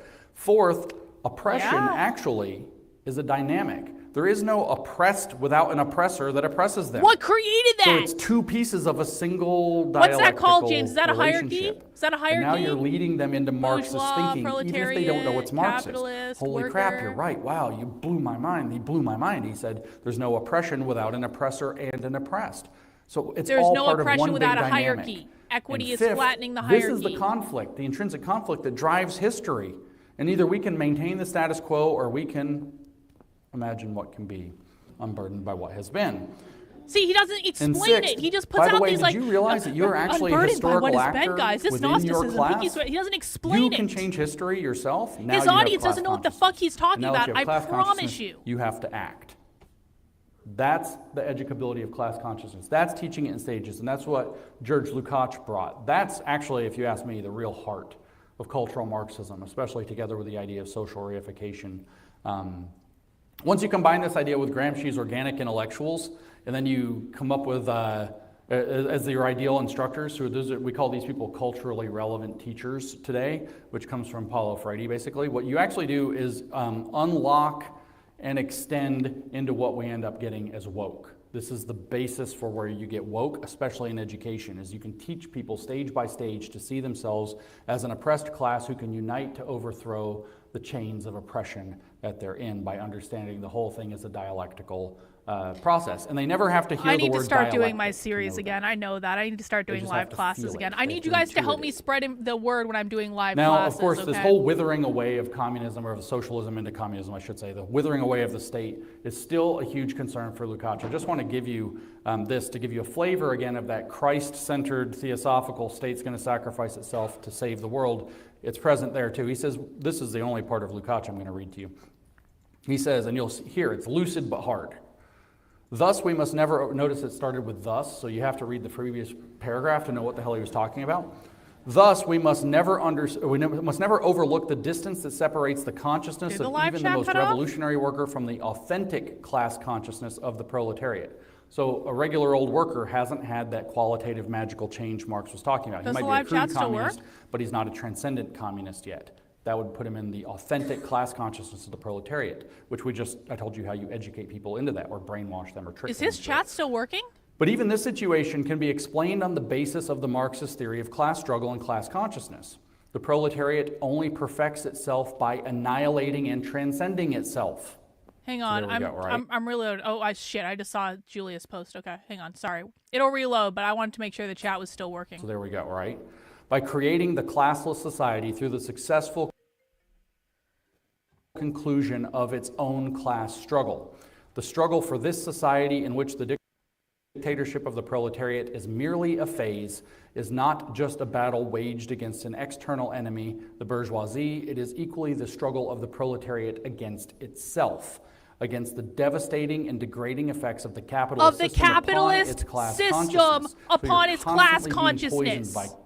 He's literally showing them the quotes. You're going to become a class in order to get rid of class and then not explaining the bigger picture, even though it says in the quote what it is. So the proletariat will only have won the real victory when it has overcome these effects within itself. The effects of capitalism. The separation of the areas that should be united, the diverse stages this is of unfucking consciousness believable. which the proletariat has reached in the various spheres of activity. That's the graduated learning. It's about of overcoming capitalism. Or a precise index of what has been achieved and what remains to be done. The proletariat must not shy away from self-criticism, for victory can only be gained by the truth. God. And self-criticism must therefore be its natural element. So in cultural Marxism in the West, we have this Did huge they block idea Julius? now that we're going to Julius, can you still chat?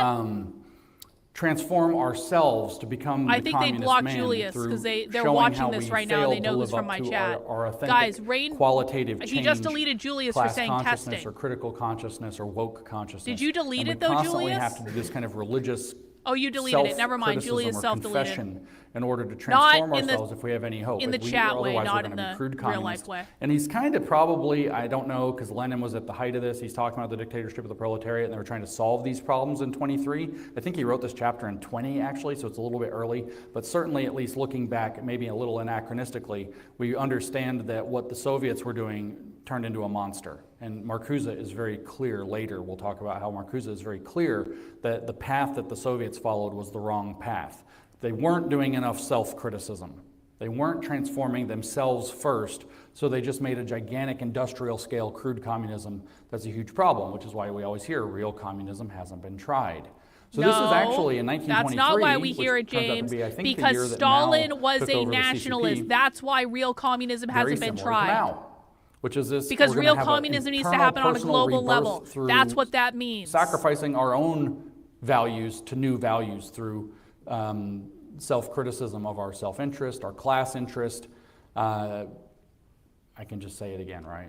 Learning to see what can be, unburdened by what has been. We're just Doesn't say capitalism, learning to see what be, unburdened by what has been. Unburdened by capitalism, now you that you've fucking kind of heard retard, this that's what that educability means. of class consciousness and the transcending of your various, capitalist values and things, stage by stage, I want to read to you something that's deliberately the theosophical religion stuff. Oh, here we just go. for comparison's sake. So this is a little bit Here of a we wild go. aside, but I just want to It's really a bring wild this out. aside that has this is nothing to something do you with anything, probably, but I'm going to unless do you it follow my anyway, just to podcast, probably confuse haven't ever people heard even before, more. which is a passage from the most important Hermetic religious text, which is the Corpus Hermeticum. And as a matter of fact, the first book out of 17 books of the Corpus Hermeticum, which is titled the Poimandres.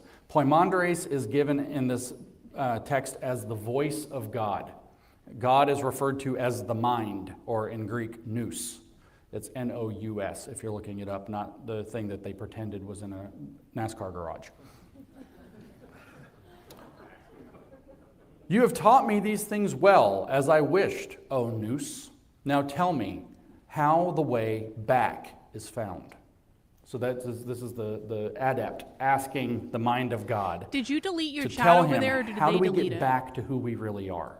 Right? So this is about halfway through the Poimandres. They're so afraid to of this, us. Poimandres replied, first, in the dissolution of the material body, one gives the body itself up to change. The form you had become becomes Self-delete, okay, unseen, thank you. and you surrender to the divine power, your habitual character now being inactive. In other words, you can see what can be, unburdened by what has been. The bodily senses return to their own sources. This is like when Marx talks about the transformation of communism giving you new eyes and ears with which to see the world through the socialist view. They then become parts again and rise for action while the seat of emotions and desire go to the mechanical nature. Thus, a man starts to rise up through the harmony of the cosmos. Guys, I'm going to put something in the chat Imagine that if I there was a want us rise to up do through for the the grand harmony of finale class for everyone that consciousness, has right? James's To the first plane, he surrenders the activity of growth. Here's and what I want people to diminution. say. To the second, the means I'm not of gonna evil, say it on the trickery stream. now being inactive. To the third, covetous deceit now inactive. And to the fourth, the eminence pertaining to a ruler being now without avarice. To the fifth, impious daring and reckless audacity. And to the sixth, evil impulses for wealth. All of these now being inactive. And It's to the very seventh important that plane, the people go falsehood along which this awaits theme in because ambush, they've which is probably believing that censored you've already anything made it related and to you me haven't. out of their chat. It So won't he's even saying show that you're up, going to okay? now, to the way back is to start shedding. First, you get rid of a belief in the material world in your physical body. That's not important. We have a That's what I class that want we're people going to to say. identify with instead. We're going to be in solidarity with something larger than ourselves. But We're don't gonna do it give yet. away Don't do it until our I tell you, okay? physical form and our individuality and mesh with something higher. And then we're going to go through all of the different vices and give them away one by another, rising, and this is the Hermetic religion, rising through the planes of enlightenment or planes of existence, the mental planes, so to speak, higher and higher and higher to try to achieve enlightenment. And then when you finally get there, he says, then stripped of all activities of the cosmos, so now you just don't care about the world anymore at all, he enters the substance of the eighth plane with his own power, and he sings praises to the Father with those who are present. That would be the angels, by the way. And the substance of the eighth plane would be like, it's actually right before the pleroma, so it would be like Eden. You enter into that with your own power and sing the praises to the Father with those who are present. Those who are near rejoice at his coming, being made None like of this has to those anything who to do are with there socialism. together, being made like to angels. He This is also literally hears certain James powers grooming which his are above audience to the go, eighth sphere, this is all Gnostic, singing guys. praises to God with a sweet This voice. is a battle of good Then, versus in evil. Due order, they It's ascend God to the versus Father the and they devil. surrender None of this has themselves anything the to do with the powers, radical revolutionary and left becoming in the America. powers, they are Nothing. merged in God. This is the end, the supreme good for those who have had the higher knowledge to become God. That's the goal. Now remember, Marx says we're going to get rid of God and replace God with man, but man as a single meta-organism that's socialist, right? So we could do this again, right? They ascend to the communist utopia and they surrender themselves to the powers, and becoming the powers, they are merged in the species being. This is the end, the supreme good for those who have had the higher knowledge to become the species being. You can't It's turn the your exact back on same him for a idea. second, Stephen. You can't. And he says, well then, why You do you can't leave delay? for a Should you moment. not, having received all, become the guide to those who are worthy? so that the human race might be saved by God through you.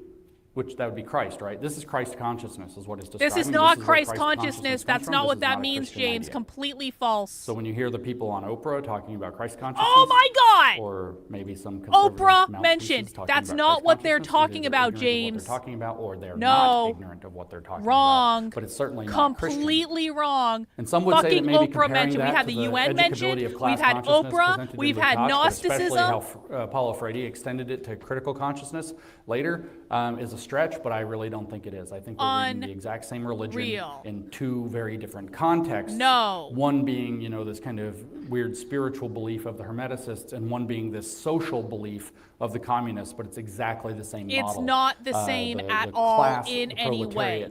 Is replacing the individual, and when you understand that and rise up, you now must act so that humanity might be saved by you through your solidarity. Because the class, which is a whole, moves as does its parts. So you have to take action, you have to do praxis, you have to do the work. And self-criticism strips away the layers of the material fallen world that you've come to inhabit. The belief in individualism, the belief in private property, the belief that you can go make something of your life and not give over private of your property, life he to knows. the collective. I think it's the exact same story, as a matter of fact. In fact, I think it's so strongly that I suspect Marx was aware of this and likely borrowed heavily from it in writing, especially economic philosophic manuscripts. But I haven't nailed down that case yet. That's a big project I don't have time for in the middle of a culture war. It's a little bit academic, honestly. So what we have then is, in collaboration with these guys, Gramsci and Lukács, back to earth, everybody. Back in collaboration with Gramsci and Lukács, we have the founders of the critical theory school in Germany collaborating. I mean, literally, and they're in regular communication also with Lenin, working out communism as it's supposed to spread to the West, which nobody knew how to do.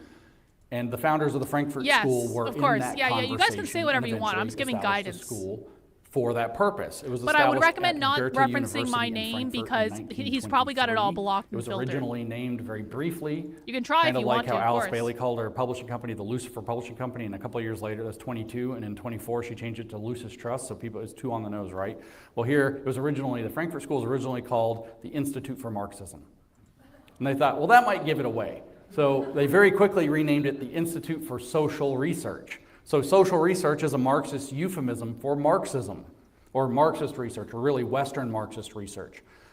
This project was to take existing social theory and show how it was inadequate to actually explain the conditions of the world, especially the currents that were developing around them, which included the World War, the rise of fascism, the weaknesses of liberalism, the flaws of capitalism, especially as it was developing in the industrial West, the shortcomings of Marxism, both in the East and the West. They wanted to understand why all that was going on to formulate a better form of theory.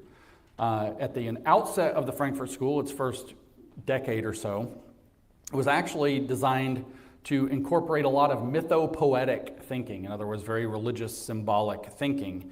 A lot of it being esoteric, symbolic thinking drawn from Jewish mysticism through Walter Benjamin, who I'm not going to talk about really at all. It's from Jewish mysticism, So they wanted to bring James? the mythopoetic You into don't Marxist say. theory in order to make it a storyline that people could buy into admitting without that actually this is knowing all what they're buying Jewish. into. They also sought to incorporate very vigorously Don't say that in his chat. psychoanalytic and social theory, the sociology of Max Weber, the psychology of Sigmund Freud. Marcuse's first big project really was marrying Marx and Freud, which don't really go together perfectly well. Although, guess what? They're both currents in theosophical thought. So they can be hammered together because they're cousins within the same taxonomical tree of thinking. The taxonomical tree is So the Jewish. first director of the Frankfurt School, we're not going to talk about, just to name him though, was Karl Grunberg, and the first major player I just mentioned was probably Walter Benjamin, but we're also not going to talk about him, just except to note that he was bringing in mythopoetic and mystical elements directly into the thinking. But the first significant player in the development of cultural Marxism into critical Marxism is Max Horkheimer, who became the director, that was what I was looking for earlier, of the Institute in 1930. Not very long after he became the director of the Institute, they had to move because the 1930s in Germany were not a good time. So Hitler took over in 1933, became chancellor, and these guys were all at least nominally Jewish, and so they got out of Dodge immediately, realizing the writing on the wall from the start. So they moved to Geneva briefly, and then, like I said, with Fabian help and likely Rockefeller money, they moved to the United States and colonized. Is there any receipts about the Rockefeller money? I mean, I'm not opposed to that being correct, but I've never seen that evidence. And then they moved some of them, and I don't believe anything that comes out of James's mouth anymore without evidence. And bitched and complained about how nice everything was all the time. Andrew Breitbart, I think, has a very nice line about that they went out in the glorious Santa Monica sun and looked at the, everybody having fun on the beach and just grumbled about how terrible it all is. These stupid people just don't get it. No, we don't need a deep dive into that. I just need to So know if there's Horkheimer developed evidence. a critical There's theory no point in and an doing a deep dive because it's not although current. I would almost call it a book, called Traditional and Critical Theory in 1937. It's like 80 pages. It's really an unpleasant read. I read the whole thing again the other day for like the 7th time. He actually developed the theory, but not this essay, in conjunction with his associate Theodor Adorno, who I've now mentioned and probably won't talk about anymore. He's most famous. Theodor Adorno is probably also most famous Jewish. not for his hatred of jazz, which is true, but also for creating the authoritarian personality scale, the so-called F scale, the fascist scale, which basically is an 890-page pseudo-psychological book concluding that conservatives are fascists.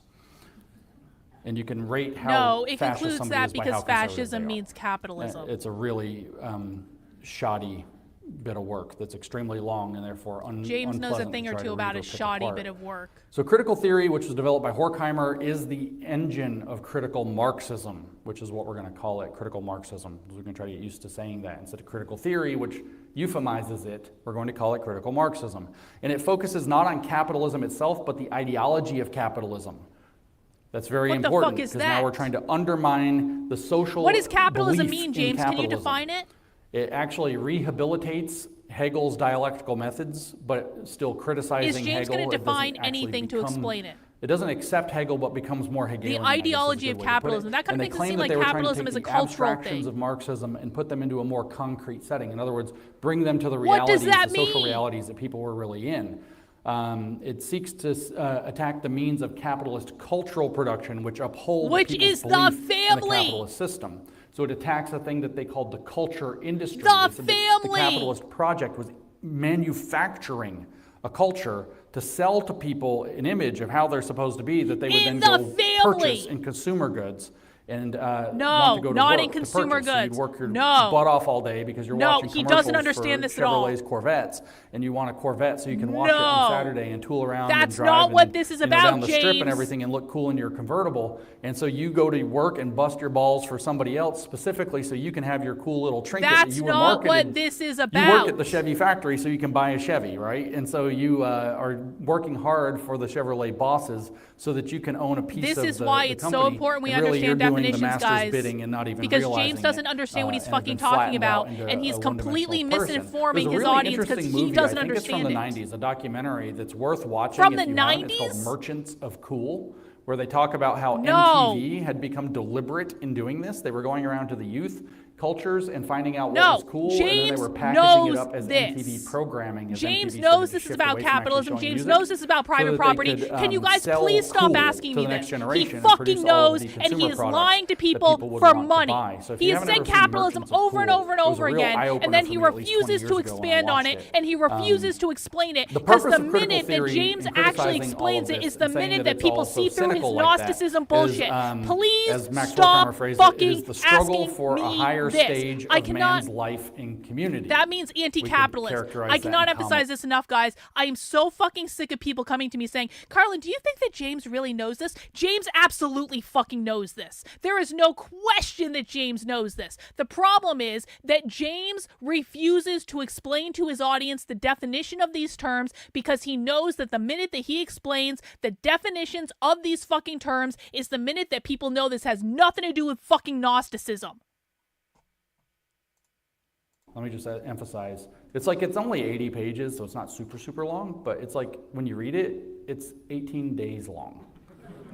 Because Only it doesn't for feel like retards, it says James. anything ever. It's not just got every paragraph starts with this, so you have to read back to figure out what it's hard to see that he's making a He point does at not all. want people to You would think, understand. so if you were The an- minute if that you were people a start to normal understand person is and the not a minute that Marxist, he and you were going to write an loses. essay defining critical theory, you would probably I saw someone on Twitter today say that James is basically his own nonprofit propping up his own made up fucking problem, and that's exactly correct. James has created a problem that doesn't actually exist in reality. He's built an entire business around teaching people that problem and solving that problem, but the problem is not fucking real. And the minute that people understand that he's full of shit is the minute his entire fucking business goes away. That is the issue. That is what is going on right now. kind of understanding what and he's that's saying why or he picking fucking it up. hates But if me, you read and it, that's you why just he kinda go hates blind. all Now, of you, and Horkheimer that's at why one he point, blocks if I all remember of rightly, us. said that they did this on purpose. He is a because they thought that the classic very snake language and oil structure salesman. of That how we is what communicate this is captured by the capitalist ideology. So they can't put things in this rigid form that you'd be able to see. Just like the made-up woke plainly right what it would be, bullshit. because then you're just feeding into the system of capitalist organization, which sounds an awful lot like the white supremacy culture stuff that the Smithsonian published a couple of years ago. Right? Because it's the same fucking thing. The whole of our society, everything 'Cause that it's the works, same everything that fucking functions thing. is the bad stuff, and it all has The to be Smithsonian stuff was undone all by about talking in capitalism. euphemisms and talking in circles and everything I'm sorry to else. yell, but what the fuck? But he does consistently at least present critical theory as a different way of thinking that cannot actually be comprehended or accepted by the existing way of thinking or people trapped in it, which is traditional theory. So it's inherently conspiratorial in a sense, but it's sort of this like conspiracy that everybody's a part of, but nobody knows they're a part of. He also says that the point of it is that the entire way of thinking that our society engages in is naturally hostile to Marxist change. We're going to slightly change the grand finale thing. We're going to take out the say capitalism because he said it quite a bit in this. It is taken as so proof here's that what we're going to say for the society grand is finale. corrupt. So this is the normal Gnostic thing. We know the secret, you don't, so, you know, we're good and you're bad. So here's how he actually, this is one of the closest points to where I can actually quote him, and he says exactly what I'm saying he's saying. He says, every part of the theory presupposes the critique of the existing order and the struggle against it along lines determined by the theory itself. I'm telling you, it's 80 pages of that. We'll read a little bit more. Why do you have to have this? He says the critical theory of society is in its totality. I think this is the closest to a definition he gets. The critical theory of society is in its totality the unfolding of a single existential judgment. To put it in broad terms, the theory says that the basic form of the historically given commodity economy on which modern history rests contains in itself the internal and external tensions of the modern era. It generates these tensions over and over again in increasingly heightened form, and after a period of progress, development of human powers and emancipation for the individual, after an enormous extension of human control over nature, it finally hinders further development and drives humanity into a new barbarism. All right, I edited the critical thing. theory is Something designed like because this. If you guys capitalism want to works edit, and works and works and works and works until it doesn't, and it's a disaster, so we better criticize it. that's before it gets correct. It's all about capitalism. He just said it again, so we know he and knows what's going on. The society is That's getting what I want people to increasingly say, guys. barbarous, Something but like the people that. trapped in it can't see it. So they're going to enlighten us to how bad our good lives really are. And the reason it's barbarous is because it's all consuming. Barbarous here, by the way, means not transformed or not Marxist. Haven't gone through that qualitative How many change of people in the seeing chat what have can be accounts that burned actually by what work has in been. James's chat? This sentiment is actually you the just, like, thesis of their magnum raise opus, your of the hand? entire Frankfurt School's magnum opus, which is called the Dialectic of Enlightenment, which was published in 1947, 10 years later, by Horkheimer and Adorno together, which basically has, that's a painful, Look at all these people confusing taking read. notes It's all diligently just for all shot this through with bullshit. mythology, so if you're not up on your Greek mythology to the highest level, Cool. you can't understand what they're talking about at Cool. all, because You it's guys all rock. Thank you. symbolism and myths, and you know, when you invoke Eros or you invoke Aphrodite, then blah, blah, blah, blah, and you don't know what he's talking about unless you go read all of that too. Okay, But we got the a lot of thrust people is with that reason accounts becomes then. myth, That's awesome, and guys. reason becomes unreason, and all Hold of back this on your myth chats. and We're going to do unreason our grand sets up a finale tyranny when he that wraps parades up. itself as liberal freedom, but in fact is a new tyranny of stupidity. And it can't even tell that it's doing it. That's the dialectic of enlightenment. The enlightenment thinking unfolds to this point of being basically the COVID protocols. So critical theory bills itself as being more engaged than traditional theory. The liberal theory, even traditional Marxist theory, is airy and detached. This is actually down in the trenches. It's understanding. It's not alienated from what it studies, and thus it's not alienating people from the object of study. It's culturally relevant. That's not Horkheimer's word for it. That's the current word. And it's also doing the work that's necessary because of its engagement. By the way, cultural relevant teaching is sold as being more engaging to the students than other forms of education. The goal is to seize the means of production of the culture industry The so people. that you can produce the culture and veer it toward socialism. So this is like That's actually Gramsci's somewhat of a organic correct intellectuals, explanation. but You really finally on got an that right. entire That only took 2 system hours. scale. And it's, of course, in touch through its engagement with lived experience while remaining analytical. So it's kind of two-dimensional thinking. It's more advanced.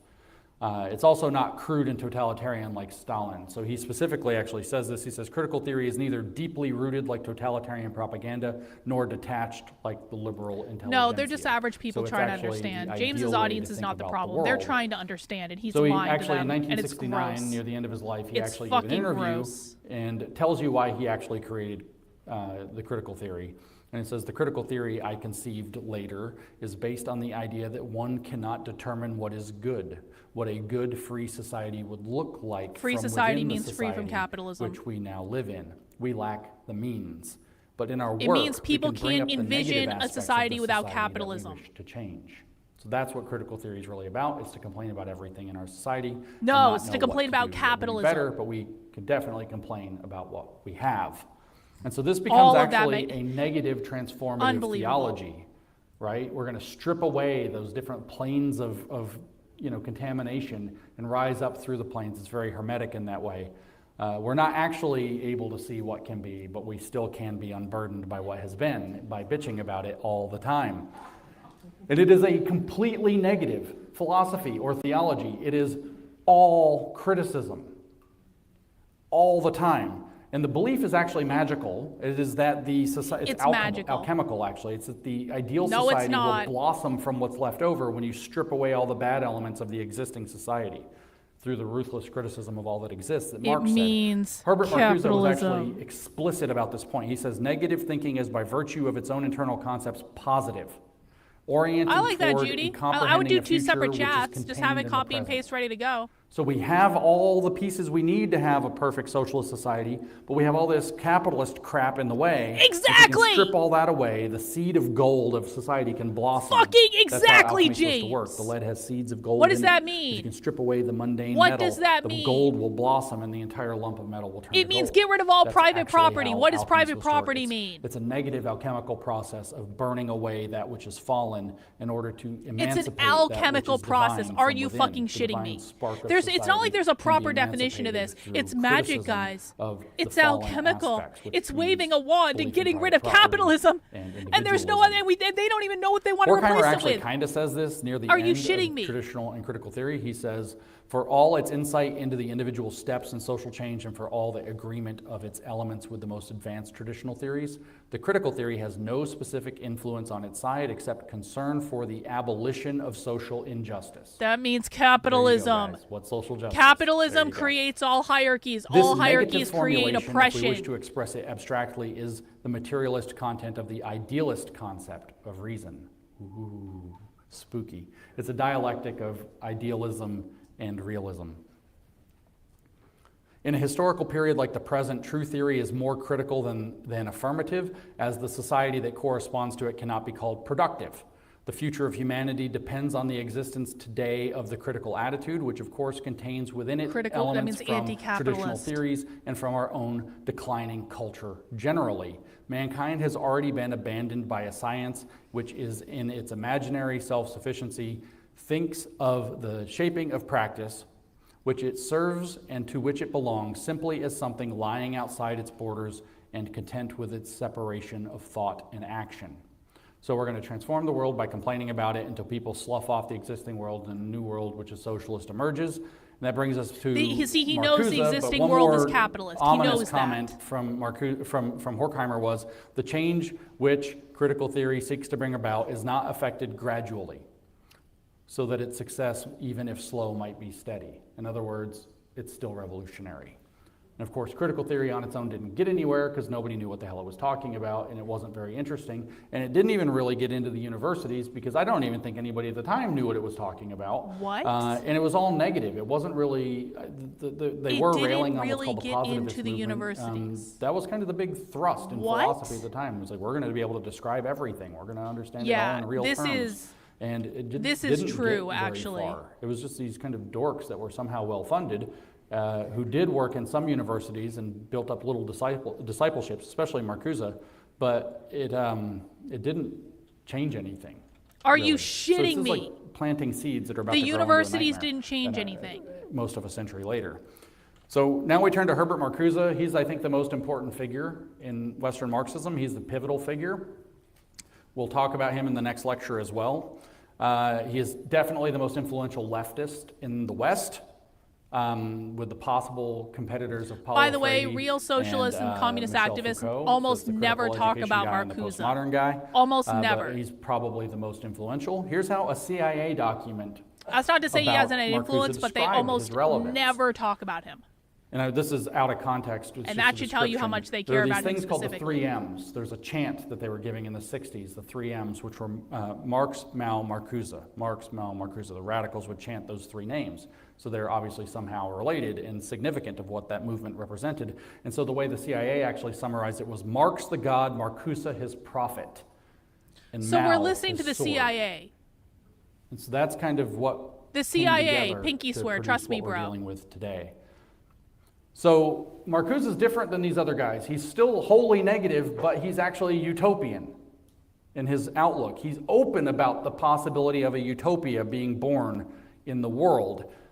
And so his 1960s critical theory, I'm not going to talk about his 1950s work, is what I would call negative utopian. The utopia is to be freed from the existing society through critique. And his actual method That was means called to be the free Great from capitalism. Refusal. The His goal utopia was to is get the people anti-capitalist. to reject the entirety of the society that they live in on all levels, to create a vacuum of belief that could then be filled in with a demand for socialism. So in his essay on liberation, written in 1969, he says, but while the image of the libertarian potential of advanced industrial society, notice lots of euphemisms here. Liberation means potential means becoming socialist. Advanced Exactly, industrial getting rid of society capitalism. means capitalist America with social reforms and worker protections. Don't ever tell me he doesn't know So this. while the image of the libertarian potential of industrial society, and I put in parentheses because there's a lot of like back here, which doesn't have to work because technology can meet, or no, that we don't have to work because technology can meet our needs is what he's actually talking about in context here. So that's what advanced industrial society would provide, is a place where technology, automation makes it so none of us have to work very much, which is the main Marxist fever dream. So since the image of libertarian potential is repressed and hated by the managers of repression and their consumers, That means capitalist. it motivates the radical opposition. He could just say the corporate bosses and the people who buy stuff, but he doesn't. The managers of not about the repression people and who their buy consumers. stuff. It motivates the radical opposition. You could actually say The who managers needs, of repression are but the he doesn't. capitalist He gives it a strange and overlords. orthodox character. Very different from the revolution at previous stages of history. This opposition is directed against the totality of a well-functioning, prosperous society. A protest against a society that works, he says. But then he adds, parenthetically, a protest against its form with a capital F. So not even the existing capitalist society, but its Platonic ideal has to be rejected on principle. We're going to reject the totality of a well-functioning, prosperous society, the commodity form of men and things, against the imposition of false values and false morality, which of course he'll determine for you what's true and what's false. This new consciousness in the instinctual rebellion isolates such opposition from the masses and from the majority of organized labor, the integrated majority, and make for the concentration of radical politics in active minorities, mainly among the young middle-class intelligentsia and among the ghetto populations, which Stalin and Lenin would have called the backwards people. Here, prior to all political strategy and organization, liberation becomes a vital biological need. So we're talking about really transforming who people are, because becoming a socialist becomes a biological need, and it actually starts in active minorities, the young middle-class intelligentsia, and the backwards people in the ghettos. So who are in the ghettos, by the way? You're probably thinking racial minorities, but it included sexual minorities. It included people that were excluded from the university, like critical anyone that was on the theorists bottom and of the feminists and hierarchy. so on. But let's do a close read on some of his language. Protest against the totality of a well-functioning, prosperous society, against its Platonic form. Like, that's a protest against what has been. Oh that we my could be fucking God. unburdened from, right? Oh, And he's so fucking proud what's of it himself supposed to too. give us? What a It's supposed to give us smug a new fucking asshole. consciousness and Completely instinctual misinforming people rebellion. for over You don't 2 have to know why fucking you're hours. rebelling. It's an Hey instinct guys, to rebel because it's your really biological about need, right? So we're having a protest against what has What a been that's smug instinctual in asshole. nature because of a new consciousness. In other words, by people who've been led to see what can be, which is real socialism. And this necessitates a new revolutionary base because the working class has been stabilized by the fact that they have good jobs and can make money and build a life and a home and a family. So the fealty to the working class can now wither away.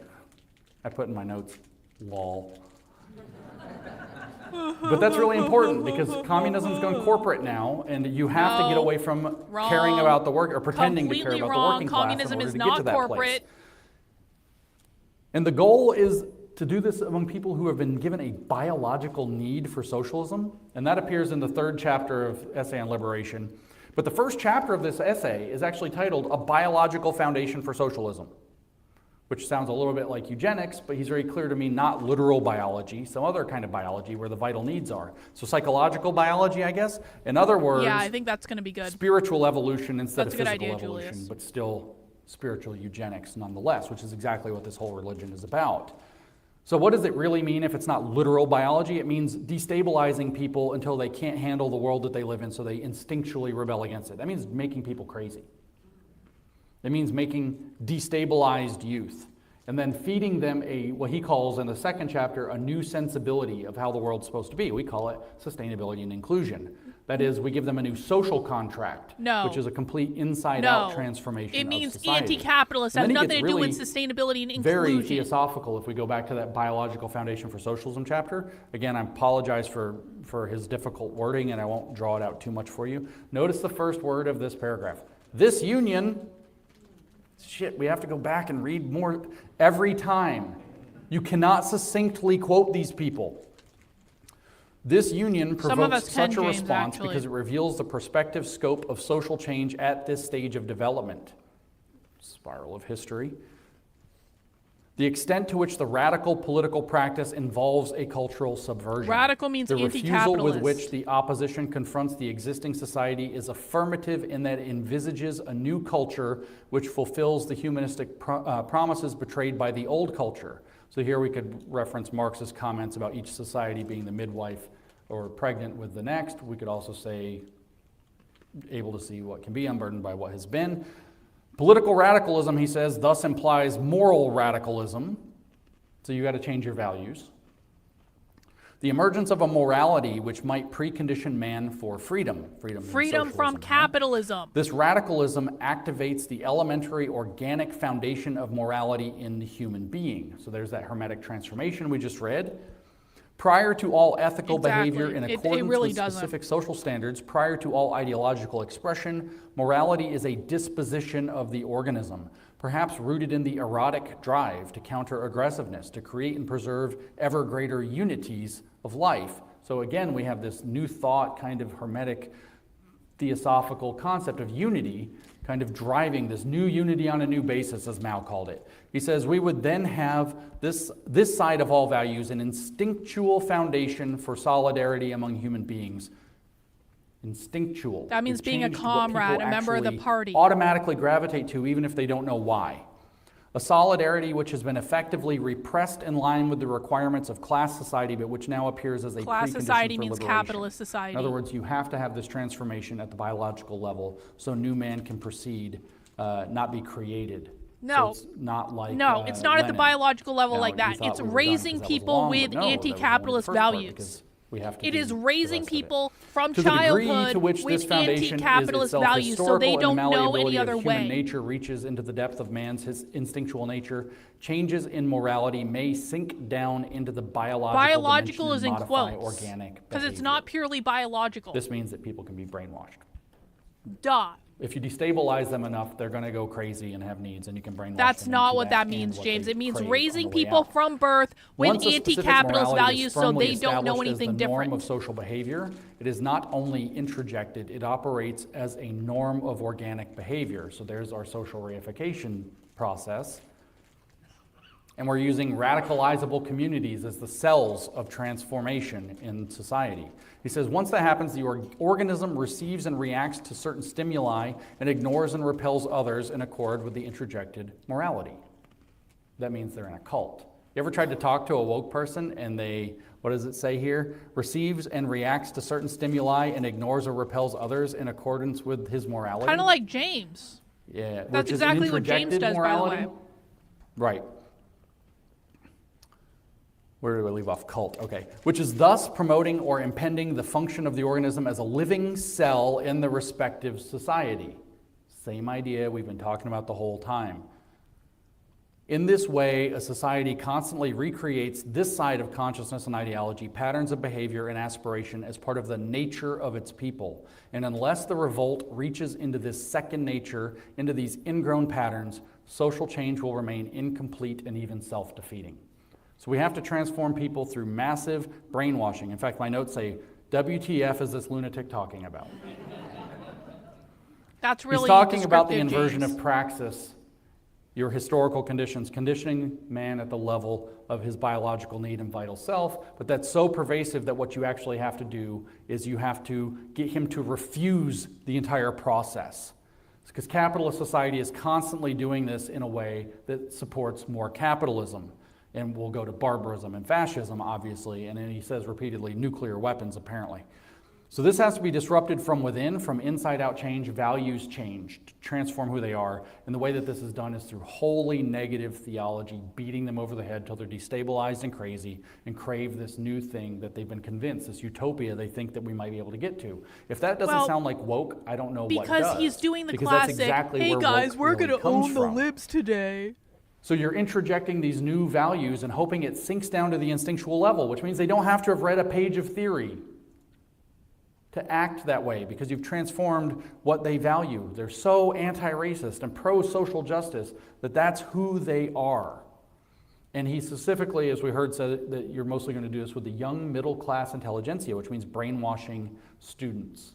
And he also heard that it's going to require using not workers, but identity politics. Why would he say that stuff? Because he was a Maoist. No. Openly, by confession. And so he was adopting Mao's successful cultural revolution tactics to the West. He's one of the disease vectors Then why for do Maoism real into socialist America. and communist activists denounce So in an interview Mao with Pierre, God, that's a French name. explicitly? Vincent Pont, we'll pretend I said that right, in 1969, the same year, the question he was asked was, you've been bracketed with Marx and Mao when people talk of the three M's, Marx, Mao, Marcuse. What is your reaction? So that's the question Marcuse gets asked. And he says, I don't understand. Marx, I've studied his work deeply. But Mao, certainly today, every Marxist who is not a communist of strict obedience is a Maoist. So of course I'm a Maoist, is what he's saying. Every Marxist who's not They an old school specifically denounce of strict Mao obedience all the is time. a Maoist now. Mao has affected the transformation of Marxist thought, and of Oh course I'm my one. God. So I've always yes. thought that there was an They alternative. also denounced Stalin. to All the capitalism. fucking, they didn't In my denounce books, I Stalin have more not than kept to the denounced old Mao. Marxist ideology. Socialist societies, as they are set up today, do not seem to me to. As they are set up today, do not seem This to is me why what we I don't hear call them talking about Marcuse. quantitatively different. I'm assuming there's a word missing there. Seem to be different. Seem to be what I call qualitatively different from other capitalist societies. They allow one type of domination to exist instead of another. That is all. True socialism is something else again. It's an enlightened position, right? I am convinced that it is possible from now on to construct a truly socialist society without going through a Stalinist type period. A socialist society must be founded on true solidarity. This means and true anti-Maoist. cooperation. So now he It's gives us some great examples anti-Stalinist of and that working out, anti-Maoist. right? Mao is in the He tradition says, the of Cuban Stalin. Revolution seems to me to be moving in that direction. As for Che, meaning Che Guevara, he was the symbol of it, very far from the Stalinist bureaucrats, very near to socialist man. James Yep, literally that's just what they're really disproved about the right point there. he Che Guevara, previously made, but he doesn't major understand why. murderer, not a good dude, not a good guy. So bookmark all of that. He for the next literally lecture. just We'll come back to proved it. that they're not Maoists because Mao So, is in the tradition of Stalin and they denounce We're Stalin really all only the getting time. through critical That's what Marxism, it that looks just like right said. now, but two other He significant completely ideas are misinterpreted repressive the first tolerance, which quote, I'll probably just because he kind of touch cherry on. picked it out of Repressive tolerance context. Is the two-tier tier system And then of government completely that we have. disproved it with his I'll skip second everything quote. that he actually says about how it's actually set up and read to you the definition. Liberating tolerance then would mean intolerance against movements from the right and toleration of movements from the left. Pretty straightforward. As to the scope of this tolerance and intolerance, it would extend to the stage of action as well as discussion and propaganda of deed as well as word. He said the goal of actually this would be to prevent the idea from ever entering conservatives' heads.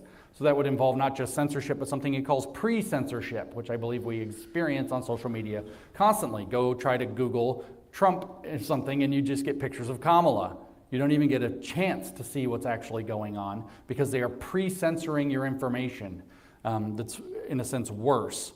He also calls for the long march through the institutions explicitly after his silly little revolution in 1968 failed, and he was really mad. He wrote a book called Counter-Revolution of Revolt in 1972, and he said, to extend the base of the student movement, Rudi Dutschke has proposed the strategy of the long march through the institutions, working against the established institutions while working within them.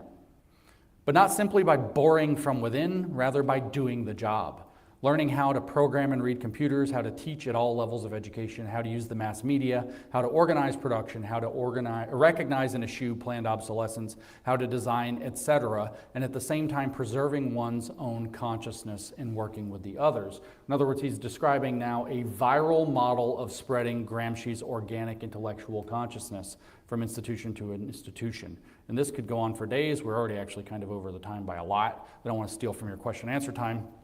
But we've got actually some other things to talk about, unfortunately. We won't talk anymore about that. I'm not going to dwell on the postmodernists, but I do want to touch on them. I would say that postmodernism could be called meaning Marxism or deconstructive Marxism. It's the idea that some people have the power to set what things mean, symbols, words, texts, and other people don't. And they therefore contour our experience of society at a very fundamental level. They are always pre-censoring everything in a sense. And you might think, wow, that sounds like maybe what they're weaponizing against us. And I think that that's really what we need to take away from postmodernism, is that they're weaponizing postmodern techniques against us in order to affect their tyranny today. The big kind of takeaway is from postmodernism, though, is that they came up with, not just with this Marxist theory of meaning making, but of also of truth. That truth is actually just a socially constructed phenomenon, and true is what society accepts as true. And that's going to be something Michel Foucault spent most of his work criticizing, and that is obviously the social reification idea of Lukács taken to another level. Power, they would say, is actually tied up directly with knowledge. Not knowledge as power, like Francis Bacon said, but power knowledge as a single hyphenated concept, as Foucault put it I have no idea, and Sam. what that is, I have no that fucking power idea. Actually moves through everybody all the time. They're talking about me in the through chat. I wasn't even policing, paying through attention. language, I'm so bored. Through the structure of society, how Is this we just are to Karlyn with understand 5 text, accounts? Like, We aren't hunting even in for your the chat author's right now, intention bro. with the words that he wrote instead of what you decide to take from it. And these were called discourses. Yet, which we is will why be in we your are a chat new as soon as we discourses feel like event, it, but because we need aren't some even new doing ones anything in the because chat theirs are right all now. poisoned. We have the character that I did an entire workshop on last year called Jean Baudrillard. He's basically the guy. And But guys, if this, I don't want anyone doing this in the chat. I have specifically said, his philosophy. I have specifically said I don't want any shit posting in the chat. So if people are shit posting in the chat, that's not coming from me and my community. Symbols, replications of replications of replications, and we've lost the original, so we actually can't access reality. That's probably at all. a plant. So power is therefore maintained over people by the constant creation of artificial images. When you're in his chat, you represent me. I don't want any of that bullshit. I just encourage you to believe you live in that world on social media. I have lots of things I like to talk about. But I can't control what other people do. Lots of focus on language. That's Jacques Derrida. That's all we're going to say about Jacques Derrida today. You can check out my friend Local Distance and hear more about Jacques Derrida than you ever wanted to hear in your life. But I don't think James that really think thinks of that this Twitter as is real life. post-Marxist or this kind of, just flopping existentialism taken to its nihilistic finish is the best way to think about it. I mean, Foucault is definitely Nietzschean in his orientation. I think he was trying to become Nietzsche's character of Zarathustra, if you know that story, who's the moralless man who therefore becomes Superman. The Superman is the man with no morals because he can't be told how to be by anybody. And I think that Foucault embodied that ambition. But I actually kind of want to talk about kind of the guru dynamic and just one other thing here with the postmodern. The guru dynamic is this deconstruction means that nobody can make sense of anything for themselves at all. And therefore you need spirit guides through the universe. In other words, That's you need not a what gender that theorist means. to tell you whether a man is a man and a woman is a woman. He just compared spirit guides If to a nobody gender can make theorist? that No, James. adjudication for no, themselves, no. you need Completely people who can guide wrong. you through it. Completely and who better incorrect. than the enlightened postmodernists or the gender theorists or the critical race theorists who can tell you what's racist and what's not. It turns out that it's racist That's if not a at all what a conservative says it or spirit does guide it, and it's not means. racist if a leftist says it or does it. And they are the new enlightened elect who are going to be the gurus of this kind of weird hippie truthiness world that we're all forced to live in. And speaking of this truthiness, a Marxist theory of what is and isn't true and when truth is, and Lukács's social reification, the other point I really want to bring up is legitimation by parology, which is a big fancy term, which means believing stuff because of social consensus. This was put forth by Jean-Francois Lyotard in his book, The Postmodern Condition. No, completely wrong, completely incorrect. incorrect. And if you believe that, you need to stop fucking listening to him. That is completely fucking wrong. Then that's true. Do not bring that Gnosticism bullshit into my chat. We are serious people here that deal in fucking reality. And this is part of the reason why I'm so sick of his shit, because people like this show up in my chat and they really think it's correct when it's not correct at all. Nudge us into a new social reality and understanding. So just as a point of historical reference, who on earth would be interested in this crap? This is a universal acid. It tears apart everything. It confuses everything. It's not popular in France. Who on earth would care about this? Feminists. Of course, because That's James hates feminists. overwhelmingly the answer. It turns out post-colonialists too, but feminists. Because feminists were so desperate to deconstruct the connection between sex and sex roles that they would pick up anything that could tear it apart. They wanted to absolutely leave behind the idea that there might be intrinsic traits to men and women that statistically but not individually suit them toward things in preferential directions. They wanted to destroy that so much and to separate gender from sex so much that they imported the French postmodern theories and incorporated it with their critical theory of patriarchy. So the left woke believes Marxism patriarchy was is created the by blend capitalism. of all of It's that, not a feminist thing. including the American Maoism That's imported what by Marcuse, the gender binary including is. the postmodern feminism or post-structuralist feminism as it's called, and including critical pedagogy, which we haven't talked about yet. So if you think that woke sucks, think a feminist. And they get really mad when they're blamed for it, And this but is it's why all James their is, fault. and listen, I don't like It is feminists, but almost all like their this fault. is all a personal thing with James because he hates feminists because CRT feminists is race never Marxism. put up with his This is our shit. woke section. CRT is race Marxism. Gender ideology is a critical constructivist epistemology of sex and sex roles. Queer theory is a critical constructivist epistemology of sexuality and sex.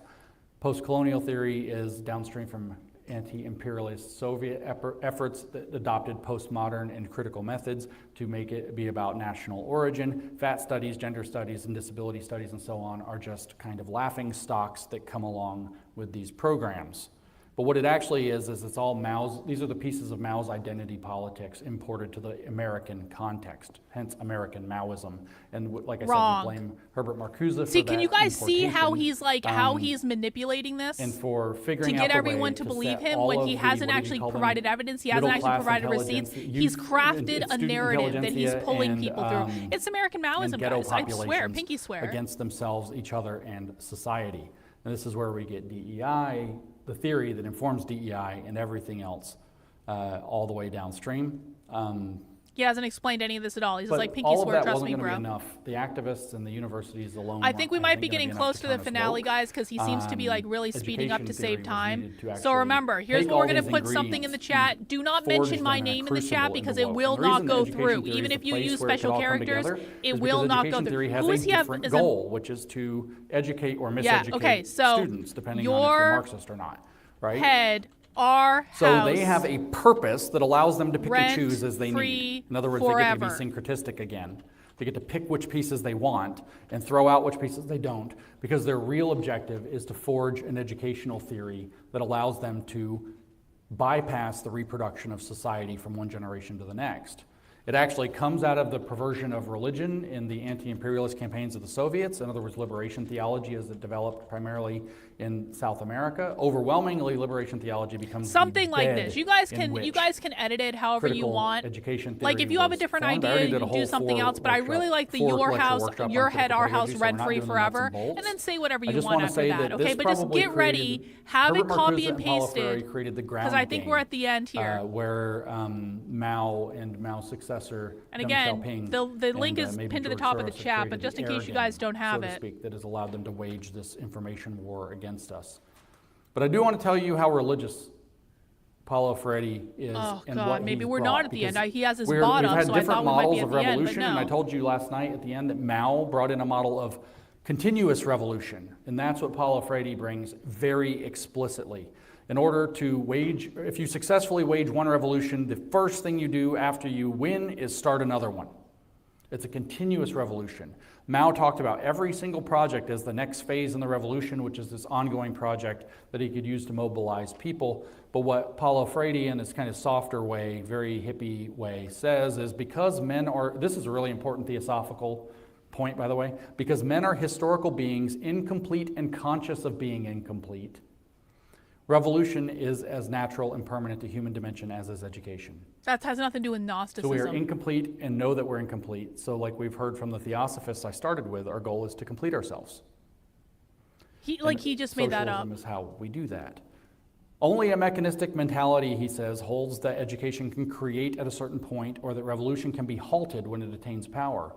To be authentic, revolution must be a continuous event. And I know this is long, guys. I'm fading too. I just want this to be over at this point because I got another stream at 5. But like, so this is that hang in there. desalinization thing hitting everywhere. Revolution is always cultural, whether it be in the phase of denouncing an oppressive society and proclaiming the advent of a just society, or in the phase of the new society inaugurated by the revolution.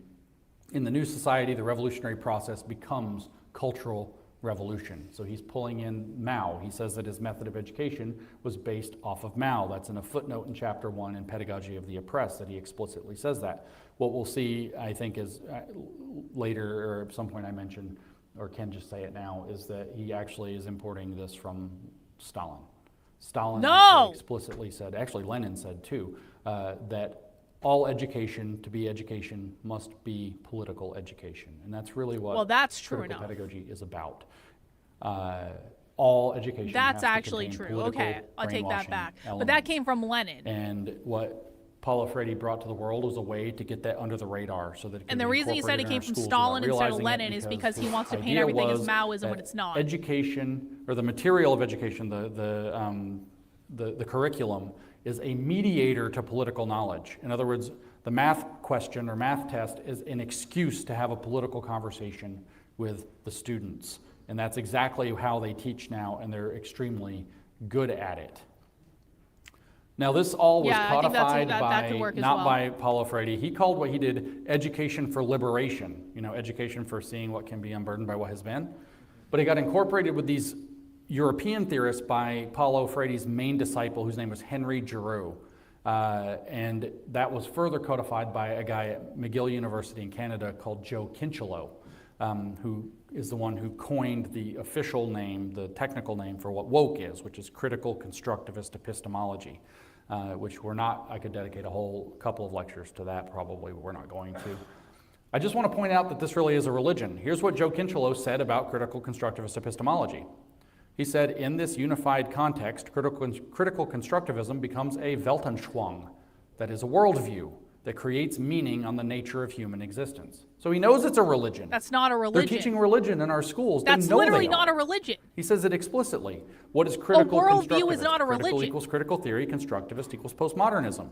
So there's your fusion of those two. It happened in education, using critical pedagogy as the excuse to do it, and all the theory mixed together in our education schools primarily more than anywhere else.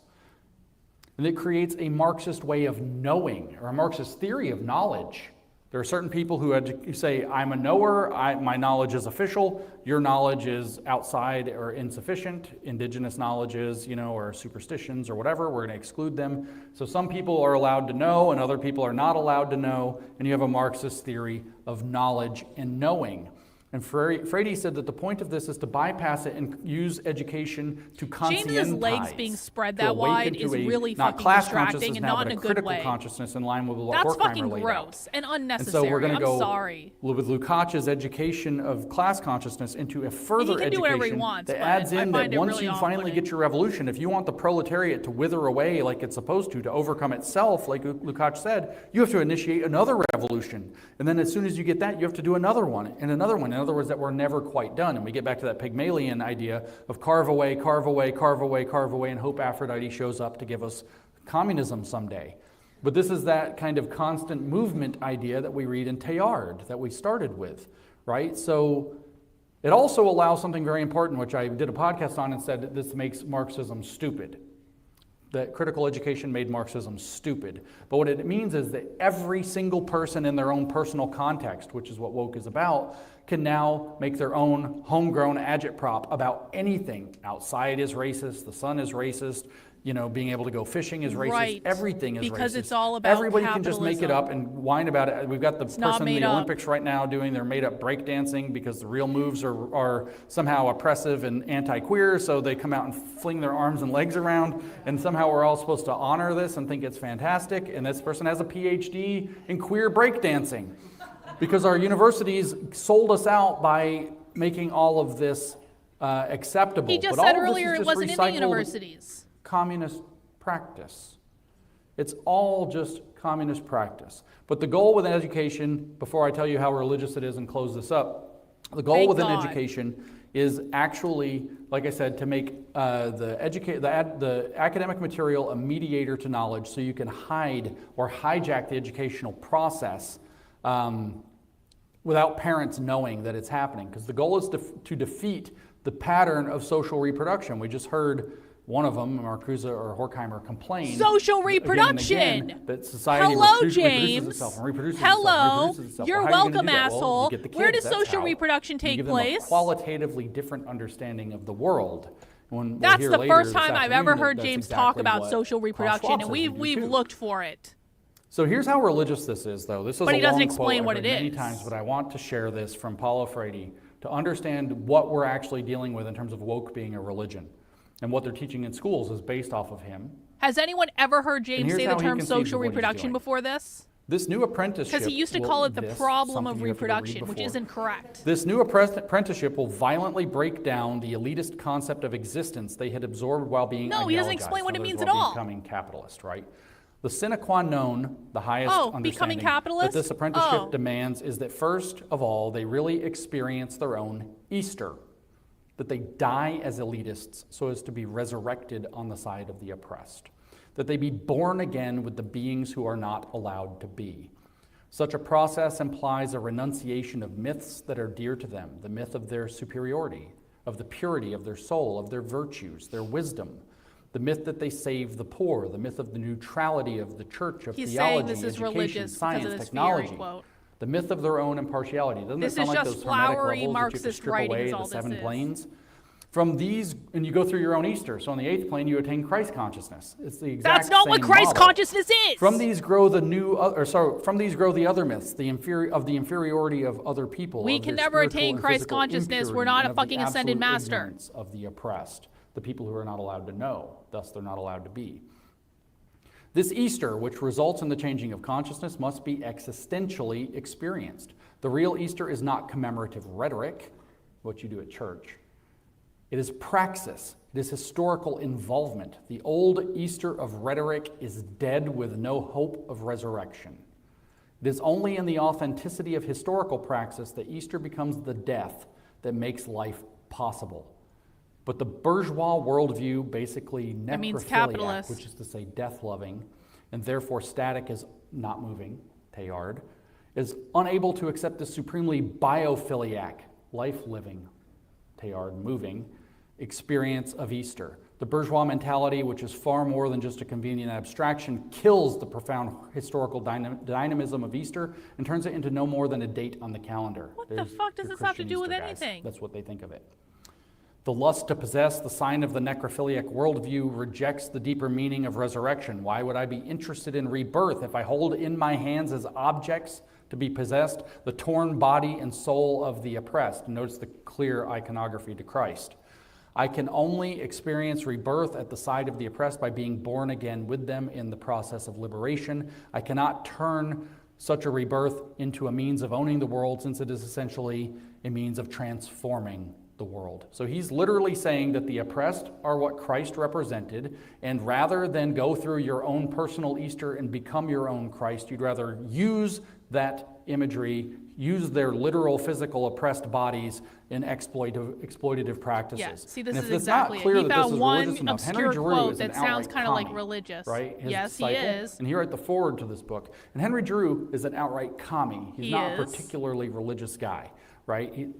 Frady was a liberation theologian, a Catholic-ish or communist posing as a Catholic, right? So here's what Giroux says about this. He says, as the reader will discover in this book, Frady is a harsh critic of the reactionary church. At the same time, he situates his faith and sense of hope in the God of history and of the oppressed, whose teachings make it impossible, in Frady's words, to reconcile Christian love with the exploitation of human beings. So there's your liberation theology for sure.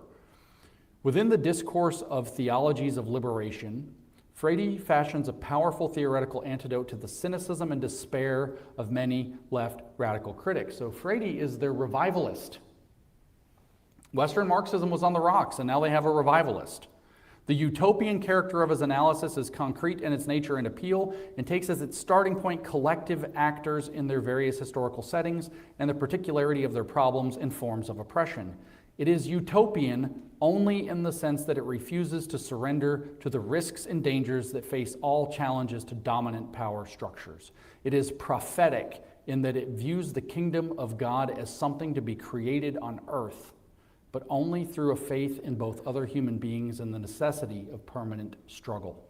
The notion of faith that emerges in Frady's work is informed by the memory of the oppressed, the suffering that must not be allowed to continue, and the need to never forget that the prophetic vision is an ongoing process, a vital aspect of the very nature of human life.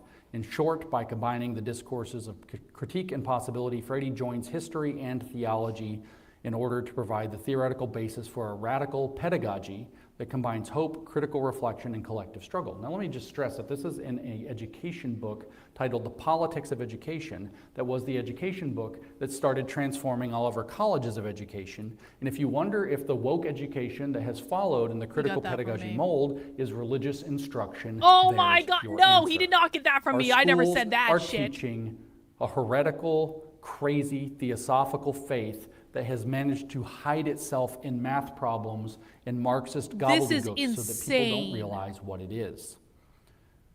And of course, what is building the kingdom of God? Thank you. Oh, what is building the kingdom of God here on earth? Yes, that is amazing, James. Terms? The schools are teaching Gnosticism, James. Yes. Are you serious? Has been. How do we do that? By completing man. Remember what Frady said? Because men are historical beings, incomplete and conscious of being incomplete.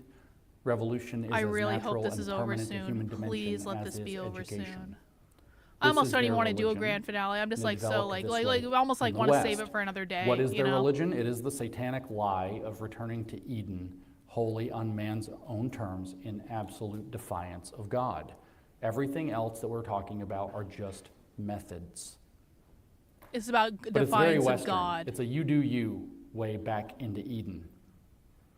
So heaven in this religion, again, is the concrete alternative of Marcuse. It is a stateless, classless society. It's socialism that actually works and can somehow produce, with no social injustice, and of course a short working day and a very I think this is going to be almost standard over of soon. It's living. almost 2.5 hours. And even in reality, they can't get that right. They can't even make it work on a low standard of living. But by God, they're going to try, and that's what we're going to talk about after lunch.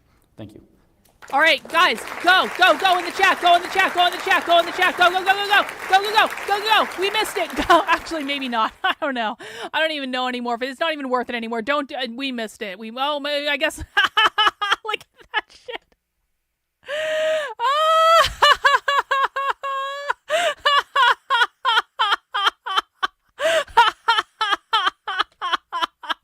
A few you got in there. I appreciate that. Oh God, that was great. That was great. I gotta get these on tape before.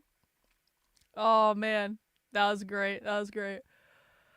All right, hang on. Oh, we missed it. That just snuck right up on us. That was, yeah, James is a progressive quasi-commie fraud. Totally true. Look at this. Stop lying to your audience. Exactly. Well, I'd say that account's probably going to go away, Judy. What a brilliant way to get around the ban, though.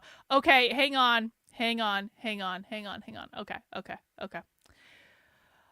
Some final thoughts. And guys, I will be back at 5 to stream. And at 5, we're going to be talking about a couple things. I want to talk about some the path forward as I see it. And I want to talk about did it pop up on my chat though, Sam, or on yours? Because I don't think I saw your account, but okay. It honestly doesn't even really matter, guys. At 5 p.m. we're going to be watching this communist in high school thing from the Revolutionary Communists of America. So we will be doing a normal stream today as well. I just want to say this though. Listen, I know I've been on vacation for a week. I know, and we're going to talk a little bit more about this at 5. I've been on vacation for a week. But now that I'm back, I have a lot of ideas. I always have a lot of ideas, right? But what I will say is, I'm going to need everyone's help, okay? We've been kind of gearing up this whole kind of like street team thing with the reply stuff on Twitter, people who are in my my group chat on Twitter. And if people want to get in the group chat on Twitter, if you want to help us, then what I need you to do is DM me on Twitter and quite frankly ask, and I need to know who you are. So I need to know your YouTube name, or I need to be able to recognize you in some way to understand that you are actually a part of my community. So just DM me on Twitter if you want to be a part of it. But here's the thing, guys. Here's the thing. We are the only people that are actually in a real way talking about what the left is doing. And the left is organizing massively, and it's going to be a big problem. And no one on the fucking conservative right understands this. And not only do they not understand it, they're literally telling everyone, guys, woke is over. Woke is over. We fixed it. We beat everything. It's over. All those people are full of shit. Every single no one should ever listen to anyone who's saying woke is over again. Unfollow Chris fucking Rufo. Unfollow Donald Trump Jr. Unfollow every single fucking person you see on Twitter saying, woke is over, guys. We won. They lost. We won. Oh, that was you, Reagan? Oh, I thought that was Judy. That was you? Good one. So we need to be serious about this. And I really want to continue with the progress that we made before I was on vacation with doing more outreach to people, doing more stuff on Twitter. I'm going to be restarting my live classes where I'm teaching about this stuff. I am going to finish my book. I apologize for lack of updates on that. I was on vacation last week, but it didn't get as far along as I wanted to before I left, and that's another thing. But guys, listen. We need to start taking this seriously. And what that's going to mean is, and I'm going to be very blunt about this, I need people helping me in this that are willing to contribute to this effort productively. What that means is I need people spreading the word about this content. I need people doing the very basics of liking the videos, sharing the tweets that I sent. I've seen a massive kind of downturn lately, and this was true before I went on vacation, of people posting the stuff on Twitter that I'm putting in that group chat to share, of people sharing stuff out, quote tweeting stuff, doing all the things. We need to start coming back and taking this seriously. I need people's help in terms of getting in front of different groups that you might be aware of that are in your communities to share the content, to share the live classes, to share the Substack articles, everything like that. And quite frankly, guys, anything, and I don't mean to sound selfish, but this is my content and this is my work and this is my community. Anything that deviates from things that I quite frankly need to be able to spread this information is no longer going to be like even considered. Okay? And that's not to say that I don't think that you know, I've always said I will show up for you guys if you show up for me. And my definition of showing up is I will show up, I will teach this content, I will find this content, I will break down this content, I will work on making clips. I would like more people making clips as well. I will work on spreading the information on Twitter. I will manage the groups. I will do all this shit on my end, okay? I will teach live classes. I will write books about this shit. But what I need you guys to do, because we cannot rely on anyone to do this for us, what I need you guys to do is show up for me. If you believe in what I'm doing, I mean, funding the work is always good. If you want to fund my work, go to Substack, karlyn.substack.com, sign up for $8 a month, $80 a year, buy merch at the Unwoke art store, and that's great, and I appreciate all of that. But what I really, really, really need is I need people who are out there spreading the information that I'm sharing. I need people who are out there getting my work in front of other people. I've seen a lot of people on Twitter mentioning me, telling people to follow me, and I think that that's great. I do try to interact with those, but I also need people who are going to be on message. All right. So one of the things that I have seen is people like to get creative about this stuff, and they do things that are off message, or they do things that are not accurate to what I'm teaching. That's a problem for me. If you're doing things that are off message, if you're doing things that don't align with what I'm teaching, even if you're sharing my work, that's not helpful. Because I can't do anything with that. I am not going to share things that are off message. I'm also not going to get into fights with people, because this has happened where I've DM'd people privately who are just completely wrong about things, and I've said, that's actually not what that says, please remove that. And then people start to fight with me about it, and I'm like, motherfucker, I appreciate you sharing my work, but do not fight with me if I tell you that you're getting something wrong. Just show up and learn and try to do better next time. And listen, there's nothing wrong with being wrong, but I need people to understand that accuracy, precision, making sure we are doing things in a correct way, that matters.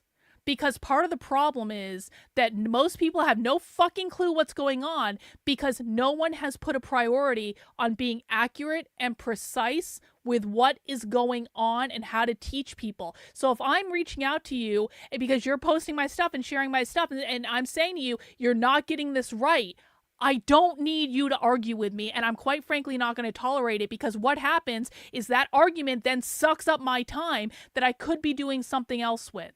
Okay? I'm not trying to be mean. I'm not trying to be a bitch. But if you want to come and help spread the word, I appreciate it. But we're going to do it my way. And if you're not willing to do it my way, then your help is actually detrimental to what I'm doing. It's not a personal thing, but I really need people to understand this.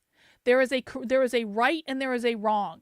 And we know that because we've seen them on video saying it over and over and over and over and over again. And this is not about your fucking personal ego. And it's not about mine either. And people are going to say, I was like, Carl, you just making this all about you. No, it's not. I would get off the internet in a second if I could. But this is about what is correct and what is documented and what is not. And if people are going to allow their personal egos to get in the way, I would rather not have you on the team than to have to spend God knows how long coddling you to get on the fucking team. And do you know who cares less about your feelings than I do? Everyone on the conservative right who thinks that you're all in a cult, by the way. Everyone on the fucking left who want to destroy everything that you believe in. They're going to be a hell of a lot less nice to you than I am. So I need people who want to be on the team.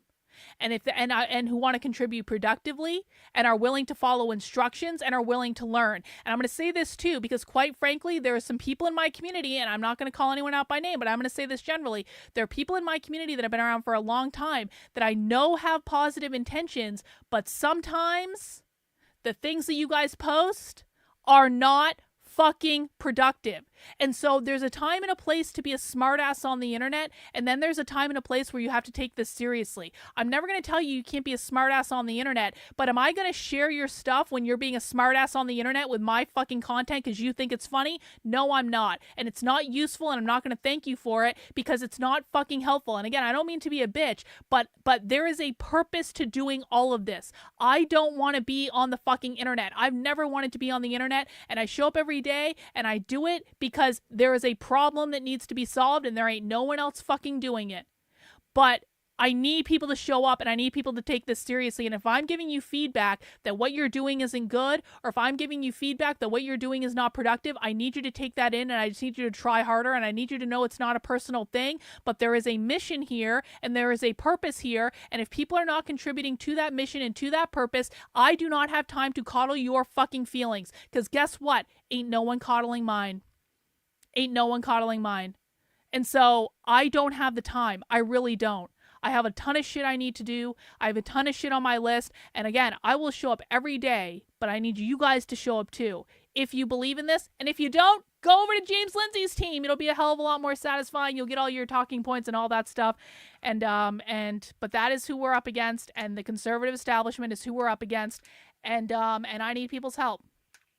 And so if people are not willing to contribute productively, that's not going to work for me. It's just not. I am the queen, bitch, fascist dictator of my community. And if you're going to be here, you just need to accept that, because it is my way or the fucking highway. And if you don't like it, then go find everyone else that's doing this on the internet. Oh wait, no one else is doing it. And there's a reason no one else is doing it, because it's really fucking hard. And when I have to argue with people that claim to be on my side, it makes it a whole hell of a lot harder. So there is a fucking hierarchy in my community, and I am at the top of the fucking hierarchy, and everyone, and I don't care who the fuck you are, everyone is underneath me.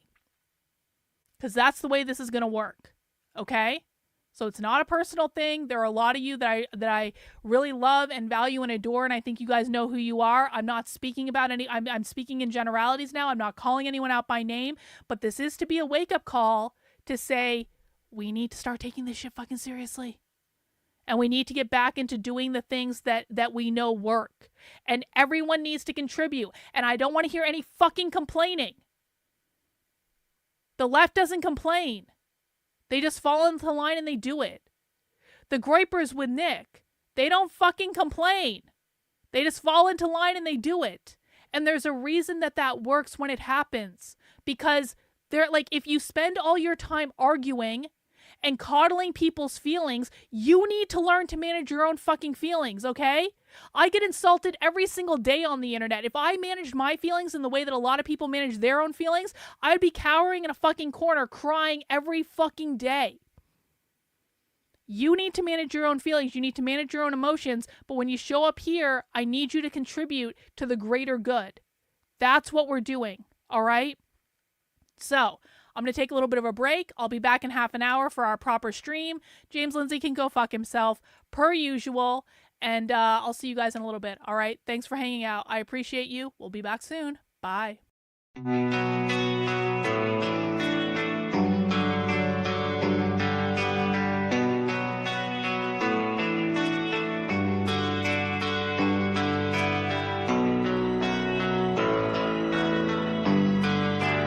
How are you feeling? How long have you been here? 3 months, May 17th. And what brought you? That's difficult to answer.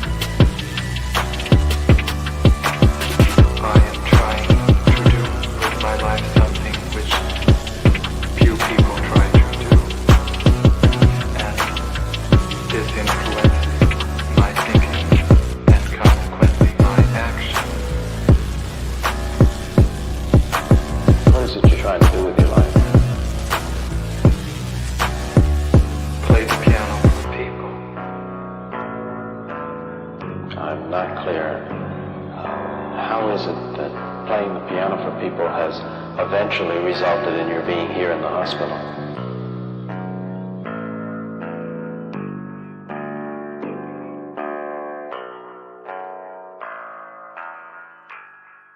That's difficult to answer.